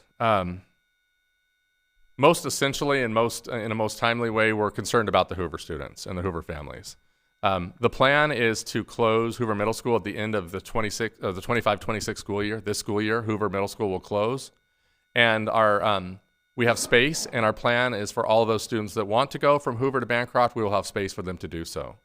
We also know, and we talked to families on Monday at Hoover, we also know that there may be families that want a different school option rather than Bancroft. And so we are going to have a prioritized school of choice process for available spaces at other middle schools. It may not necessarily be adding additional staff at other middle schools, but we have middle schools now that currently are projected to have space in 7th and 8th grade, because we're talking about the current 6th and 7th grade students at Hoover. The 8th grade students will promote to high school. So we are anticipating they will all go to Bancroft. That is our plan. But we're also going to, through Mr. Samuel's office, we're going to engage in a prioritized school of choice process for those families. And I'll explain a little bit more of the timing on that. Then with the School of Residence, the attendance boundary, that will also come before you next week. The plan would be that the current Hoover residential attendance boundary will merge with the current Bancroft attendance boundary. And so for incoming 6th graders who reside in the Hoover attendance area, their School of Residence now will be Bancroft, but they will also be able to engage in the School of Choice process like all of our 5th grade students do. So that's kind of the short-term plan. We are working, part of what we talked with families, we shared a lot of broad information on Monday, but we also were hearing from families like very specific, unique situations that they had. And so we'll be working with individual families on the specific needs of their students and try to accommodate their requests and their needs. So I'm going to jump ahead back one more time, last jump. I appreciate the flexibility with that. And now we're going to go to slide 14 and page 290 in the packet. I just want to share a little bit of some of our next steps. The overall objectives that we really were trying to achieve here. Of course, operational efficiency. Currently, Hoover is not being utilized in an efficient way. While it's hard to move families, it's really the right thing to do from a budgetary utilization standpoint. And simultaneously, we have a very dire need for increased capacity for our middle school dual language program. So it's allowing us to build out our school-wide dual language model and provide increased access not in spaces alone, but also in location within the community. Just a couple of our just points for you to know from an outreach standpoint, and Dr. Baker alluded to some of this. So the board recommendation came in front of you. Came in front of you last week. We were very intentional in the way we sequence communication. Anytime you're closing a school, impacting staff, impacting students, impacting families, we want to hold that with sensitivity and care. And so last week, we notified the principals just about a day or two in advance. We communicated with elementary principals at dual language sites, knowing that they would likely receive questions as well from families. We went out in a really intentional way out to staff meetings on Thursday. So Mr. Samuels, Dr. Ahn, Dr. Brown were at Hoover, meeting with Hoover staff Thursday afternoon. Myself, Dr. Myers-Miller, and some others were out at Keller to be able to share the news with those staff. And basically, while we were in the meetings, we sequenced through El Viacano's support and the communications office support. We had communication ready to go. So while we were with staff, we were sending out simultaneously communication to families so that they would know what was happening. There was a set of communication that went to the families at Hoover, Keller, Bancroft, and Stevens. And there was another set of communication that went out to the families of elementary dual language students. And that was to ensure that they also didn't hear about it through the grapevine, but received really factual information. You heard the parent caregiver meetings. Monday we were at Hoover, Tuesday we were at Keller. Continued through Dr. On and others were out providing staff support meetings. On Friday, 2 sessions, last Friday at Hoover, to be able to, at the individual level, to really work with staff to understand their rights and things that might be available to them. Knowing that is, again, like with students, there are sometimes individual needs and individual requests. And so we want to handle that with care by providing that individualized support for our staff. We do have some follow-up parent meetings scheduled. Those were communicated already with our families in the letters last week, and we'll continue to publicize that. The follow-up parent meetings are going to be a couple of purposes. One, we'll be back out at Hoover in early January to actually handhold as needed and guide families around the completion of that prioritized school of choice process, if they so choose to do that, and to give more information about Bancroft. We'll actually also, a week after that, I believe, be going to Bancroft and actually inviting all of those Hoover families to come with us to do a little bit of a tour, to meet Dr. Booker, to do a little bit of a tour of the campus, just so they can kind of, that helps for students and staff and families to feel a little bit more comfortable. We also have meetings scheduled with elementary dual language families, opportunities for those who might just want to know more about the transition to Hoover. I don't think I said this out loud, but the transition for Keller will happen in the 27-28 school year. So Keller will stay in place for next year. That will allow the modernization that's happening at Bancroft to be completed, and that when the Keller school moves over, it will move over to a completely modernized, renovated campus. And the last thing I'll just say here, and then we'll open it up for questions, comments. The last thing I'll say is, through Mr. Miranda's support, we're really thinking about, and to your point, I think earlier, Dr. Benitez, how do we even better support the accessibility of the new Hoover location for all of our families? And so we've just started conversations with Long Beach Transit. We already supply, through support, the bus passes for families to be able to access public transportation. But now we're working with Long Beach Transit to say, how might we maximize routes from some of our communities that have a dual language elementary program? There are probably some already in place that are kind of a direct route, maybe a one bus route for students. But where there isn't a one bus route, might we be able to work with Long Beach Transit to even restructure, reorder, reroute, if you will, some of the current routes that they have, just to make it a little bit easier for our families to get to that Hoover location. Dr. Brady, anything you would add? I was just going to add one just opportunity to express appreciation for the city of Lakewood. And President Craighead has held long relationships with members, elected officials in the city of Lakewood. And so I had direct outreach on behalf of the board and the district at the end of last week, which just want to express my appreciation to them, to Todd Rogers specifically. Hoover falls in his direct area. And we'll collaborate together on, I know there were some acknowledgement of concerns about traffic and things like that, and just really appreciate the opportunity to work directly with Councilperson Rogers and the rest of the city council and the general manager too. Thank you, Dr. Baker. You actually reminded me of one other thing. So when we were out at our schools on Monday and Tuesday, we were collecting questions from the community. We're putting together an FAQ document. We know that not all families were able to be there on Monday and Tuesday. So we're putting together an FAQ document.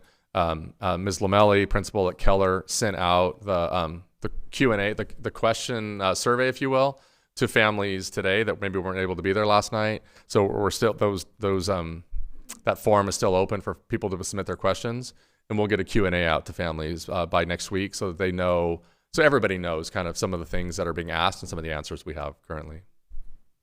So with that, we'll open it up to any questions you may have. Brian, David, thank you, and the briefings were extremely helpful as well. So I'm trying to figure out how to ask this question about transportation, Brian, given that I think for some families, transportation is going to be a huge consideration, right? Is there any thinking from you and or the team around what if if anything can be done for parents that have multiple students in our district or children and want to accompany on the bus, a student. Two levels. One is for the other kids, if they're making rounds to multiple schools, but also for the parent, right? Because then the transportation becomes a burden in terms of costs that they have to pay for themselves, in the rerouting, let's say, of the transit. So any consideration or thinking? Yeah, I mean, I think we're very sensitive to transportation needs of families. I'm going to just go back to a couple of maps, and what's interesting about this, we could pull up maps for every one of our schools, and you would see plots like this, where students from our entire community are going to those schools. We have a robust choice where kids are going all over. So I don't want to minimize what you're saying because I think it is real and we need to consider that. But we also already have across, and so here's Bancroft. You can see the red dots all throughout. Here's Hoover all throughout. And then we show the one for Keller. So again, not minimizing that because that is a real need. But I think our families, and many of them, not all, but many of them are finding ways through public transportation that we're providing the passes to and other means for them to get there. And then what we want to do is how do we make that even more accessible? So to your point, if there was a family wanting Hoover for dual language middle school, maybe we can help them choice into O'Reilly down the street, right? Maybe there's another along the way that might be supportive to them. And those would be things that probably through parents' own selection of schools through the choice process they're thinking about. But we definitely want to be responsive, especially for Hoover as we're thinking about creating something that's a little more centralized. Anything you'd add to that? Brian referenced the Go Pass that's offered up to every one of our students and families a few times there. And there's a metric that just hit my desk yesterday, so I want to share it with you all. So over the course of the fiscal year, right, the past 5 months, they track boardings, how many times a student or family members jumps on a bus. The number is over 750,000 boardings over a 5-month stretch. So they're using it, right? They're using it. So I was really pleased to see the information. I'm going to continue to track it on a regular basis and share it with the board. But that was telling as well. That's huge. Yes. Yes. Mr. Miller, did you have a question or something? Yeah, well, first off, I wanted to thank you for the presentation. Again, obviously, we've been partially briefed before this meeting, and so a lot of at least my initial questions have somewhat been resolved. But I think one of the things that I felt was important to be brought up in this space that wasn't really talked about in our meeting was the importance around operational efficiency. I think that you already highlighted it as one of the biggest takeaways from this decision. I couldn't help but think about how many campuses we had during our most heavily impacted time as a district, right? I think at one point we had over 100,000 students in the Long Beach Unified School District, or really, really close, right? And if I'm not mistaken, 97,000. And at that time, we had, 85 campuses, right? And now we're 25 years removed from that time period, but now we look back at our same portfolio where we've seen a reduction of over 30+%, and yet we're still at, if not very close to, the same number of campuses. And like in any household, if you've got the kiddos who are moving out and it's time for the grandparents to start thinking about how we get more efficient, right? And the same thing's going on with the Long Beach Unified School District, where when we think about all of the financial difficulties that could be on the horizon,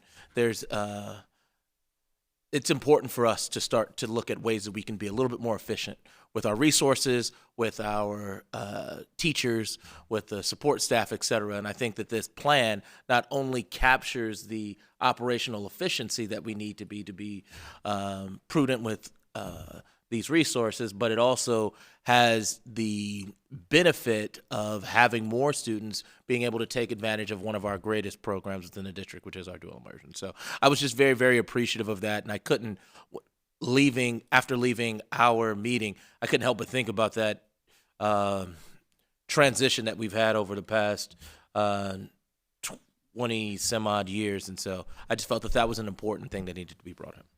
Yeah, and in fact, so most of you on the board, your experience with school closures is Hoover this year, last year with Hudson. But if we go back 10 years, we have been in some way trying to keep up with the decline. So we go back to Burroughs Elementary, Monroe, K8, DeMille, even going back further than that.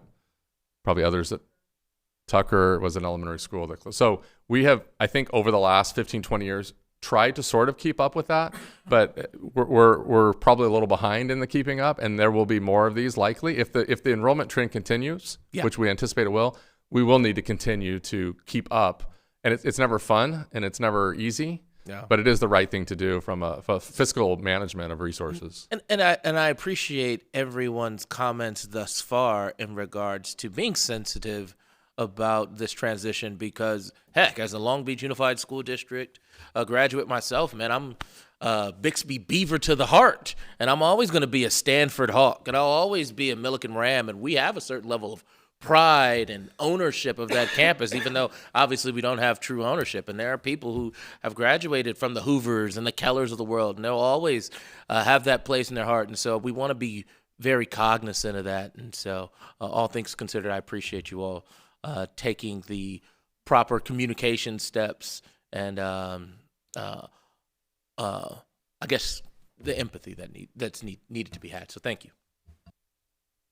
Well, thank you, because I was going to mention something very similar, that even though we know that we are responding to the educational needs of the district, that we are sensitive and acknowledge that this will be a hardship for the Hoover families as we transition. But thank you very much for reaching out to the different communities and providing all the information. And it's a lot to be handled at one time. So thank you. That's an information item. We will take action at a later date. And we are now at report of board members. So Mr. Miller, we'll start with you. All right, it's getting late, so I'll be brief. I had an opportunity to meet with the parents of the ELAC group over at Roosevelt Elementary just before the holidays, and I just really wanted to thank them for the opportunity to speak, but more importantly, the topic that we addressed. Ironically, it was a lot of what we talked about today in regards to, they asked me to come to the campus and talk about the importance of being present. And often when I talk about attendance, or if the topic of attendance comes up, I speak to the time period of the pandemic, where though we did our best to try and support young men and young women in their academic growth, we recognized right away that nothing replaces the brick and mortar of a classroom, and being present and having that one-to-one human connection with a teacher. And so as we continue to support our young people and their growth, them being present and at the school site more than 95% of the time is going to be one of the greatest tools to help support those efforts. But as I shared those pieces, there were obviously some major topics that came up. One was the large community concerns of the kidnappings that have been occurring by ICE agents. I once again reiterated the district's stance in the sharing of not only the policy that was approved, but also the processes and trainings that have been shared by staff. We also had a conversation about the current rash of illnesses that were going around. I know half the district team caught a little bit of a bug. I caught a bug too. I don't want to point in the elbow. No, I'm kidding. No, he didn't have anything to do with my illness. I probably caught it from my daughter, but I too ended up catching a little bit of a bug. All things considered, we would obviously want people to keep their distance if they are suffering from an illness at the time. But all things considered, they brought that up as well. And so I'm sharing all of this to say that as we talk about the importance of attendance, I know that this is already something that's being said, but I just felt that it was important to be here. Also making sure that we carry that heightened level of empathy around the fears and concerns that have been happening in our city, around the kidnappings that we've already discussed, and also just some of the illnesses that have been going on as well, right?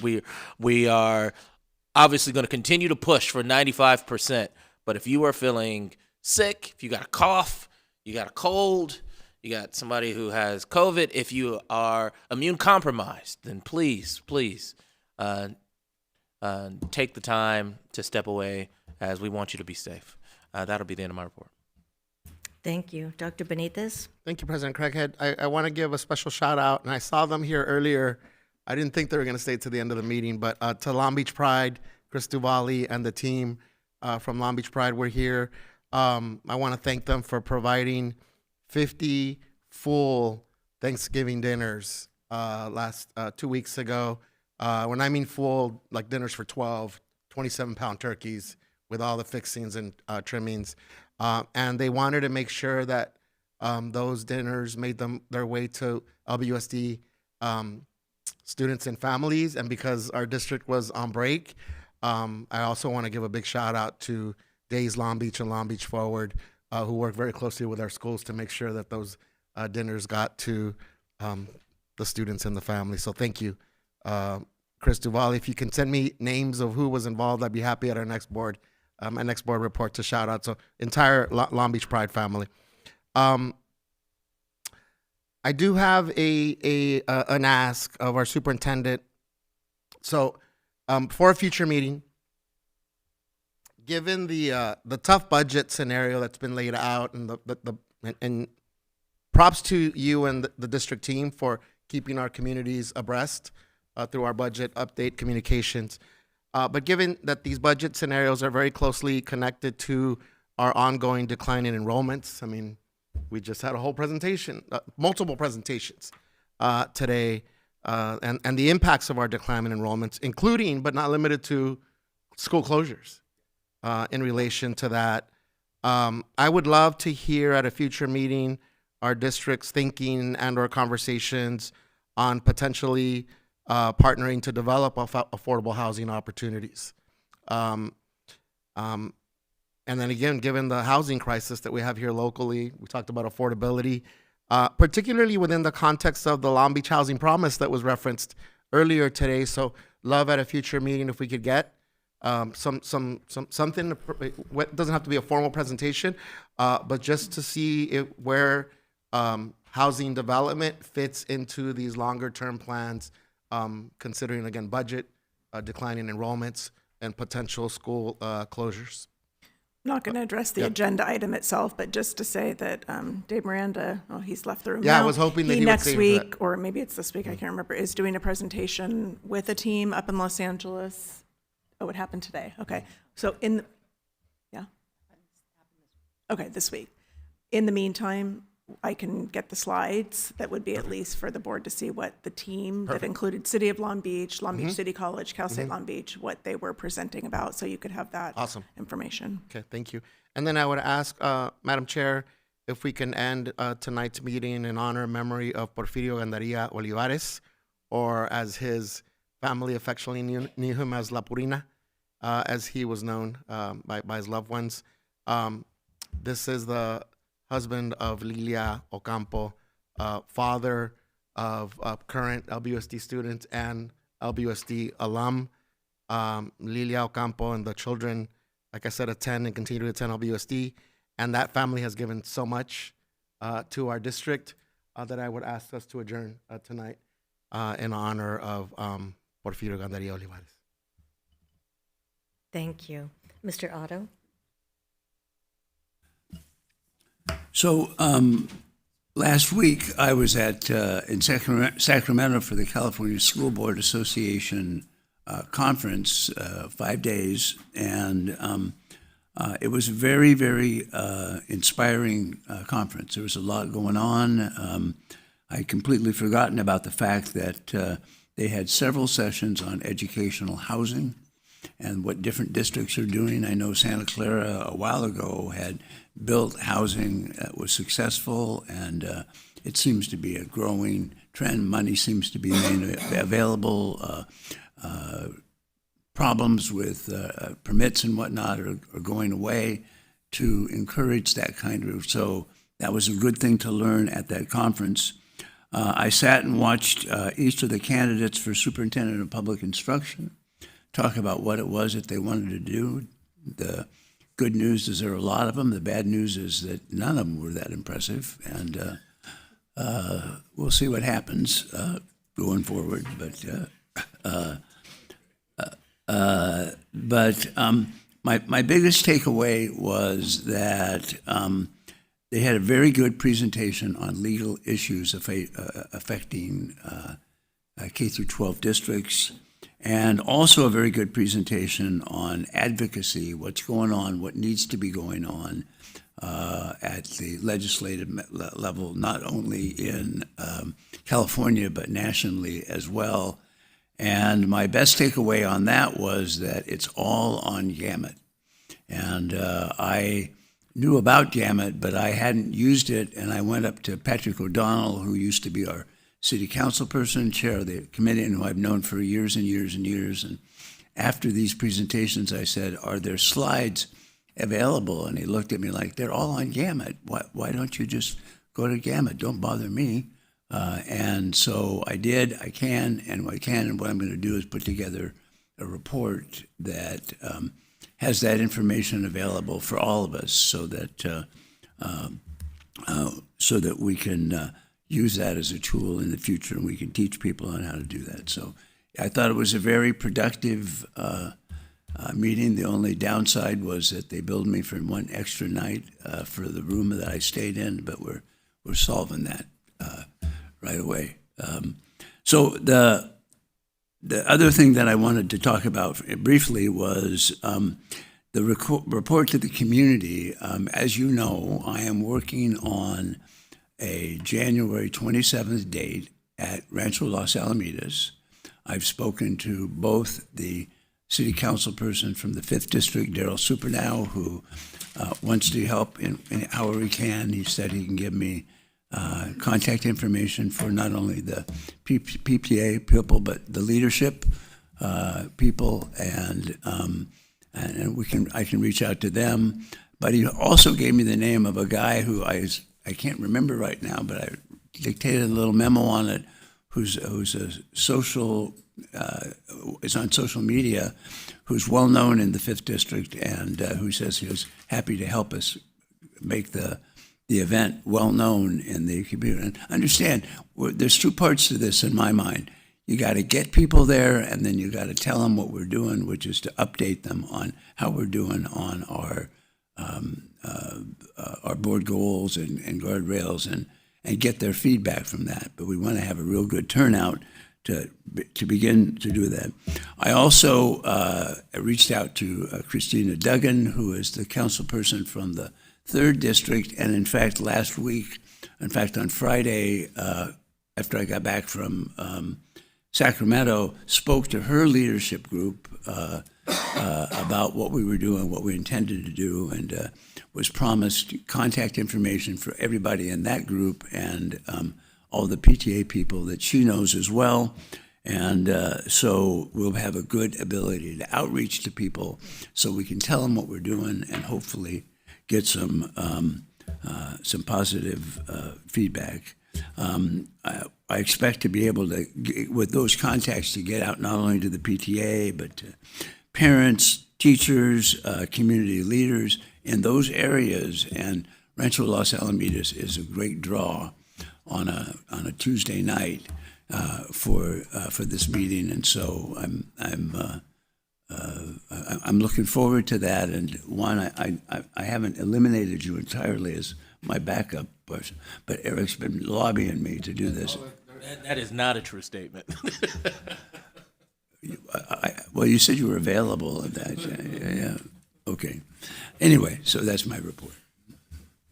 Thank you. Ms. Lopez? Well, this message is for our wonderful students. Students, in life, You'll often face situations where doing the right thing may not be the popular choice. It can be difficult to stand apart from the crowd, especially when it seems like everyone else is doing something different than you. But remember, just because something is popular doesn't mean it's right. True character is shown when you stand firm in your values, even when it's not the easiest path. Sometimes standing up for what you believe in is a challenge, but it is also what builds your character and integrity. It's always important to ask yourself, is this right? Rather than simply following the majority. Popularity is fleeting, but the choices you make and the way you carry yourself and the way you carry yourself with honesty and respect will last. Don't let the fear of not fitting in hold you back from doing what is right. Trust that in the end, it will be your integrity and your courage to make the right choices that will shape the person you're becoming. So stay true to yourself, even when it's not the popular thing to do. The world needs more people who are willing to stand for what is right, no matter the cost. And I hope you take this message, students, because it's not easy to stand or do things that may not be the popular. But just remember this. What is popular doesn't mean that it's right, and doing what is right may mean that it's not popular. And that's the end of my report. Thank you. I'll just make this quick. I also attended the CSBA conference in Sacramento, and I'll just add a couple of things to what Mr. Otto said, and that would be there's a lot of talk coming from CSBA about closing the achievement gap, and that fits right in line with what we're doing with our board goals. And they're referring to it as CTAG, close the achievement gap. That was one theme of the conference. And then another idea coming out of the conference was for stabilizing school funding. And that would be CSBA advocating for a funding formula based on enrollment as opposed to the funding formula based on ADA or average daily attendance. So a lot of good information, a good event. So Dr. Baker. Thank you. So speaking of attendance, I'd like to start my report tonight by acknowledging our middle schools. So Mr. Samuels, you can amplify my expression of appreciation. The district, the 15 middle schools, every single one of them have improved their chronic absenteeism. And I want to acknowledge specifically 5 who have reduced chronic absenteeism between 8 and 12%, which is huge. So specific shout out, everybody has improved, but specific shout out to Franklin Middle School, Hamilton Middle School, Nelson Middle School, Stevens Middle School, and Washington Middle School, all of whom have significantly reduced their chronic absenteeism. And I'm most excited about that because what it means for learning for students. And secondly, we have got to get our attendance up so it has a positive impact on our budget. Like to acknowledge Sato's 4th place achievement at the World Drone Soccer Championships in Shanghai, China, where 28 teams from 18 countries competed. So we are international in our achievement through Sato's drone soccer team. Wonderful news to see that accomplishment, so special. And then tonight, actually, while we're sitting in the boardroom, was the last of the high school site nights. Beautiful energy, lots of wonderful attendance all over the place. I know we have an attendee on our board for your own student and others who attended across our district site nights. I was at Poly yesterday and got a glimpse at the schedule that they did. I wasn't there for site night, but got to hear all about it.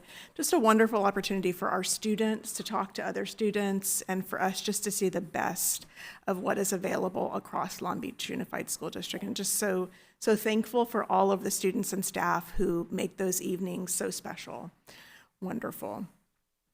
Also would like to, while I was at Poly, two of my student advisors came over and wanted to talk about an event that they're hosting on Saturday on campus. It's a local holiday celebration. They have collected food items as well as toys and things. So between 10 and 1, there will be younger students on campus led by our older students. Also on Saturday, we have, in partnership with the City of Long Beach, a Kwanzaa experience at Houghton Park from 10 to 3, and just want to encourage families to attend that. And then last, as part of my report tonight, want to express appreciation to Dr. Lee, Executive Officer at the Personnel Commission, along with Commissioners Vaughn, Yulashevsky, and Bender. They just posted their annual report on their webpage, the Personnel Commission web page, and tremendous highlights of service to those who are coming into our district or needing support, changing jobs, wanting information about jobs for classified service. So hundreds of our current employees go through the Personnel Commission. And so just if you're interested, please access that annual report. I know the board received it, but it is there for our community as well to see the work of our Personnel Commission. And with that in mind, that is the end of my report. Thank you. Well, to our Jewish community, happy and healthy Hanukkah. Hanukkah starts on Sunday, but that does conclude the regular business of this meeting. Our next meeting will be 1 week from today, so December 17th. And if there's no objection, we'll adjourn. Thank you, everyone.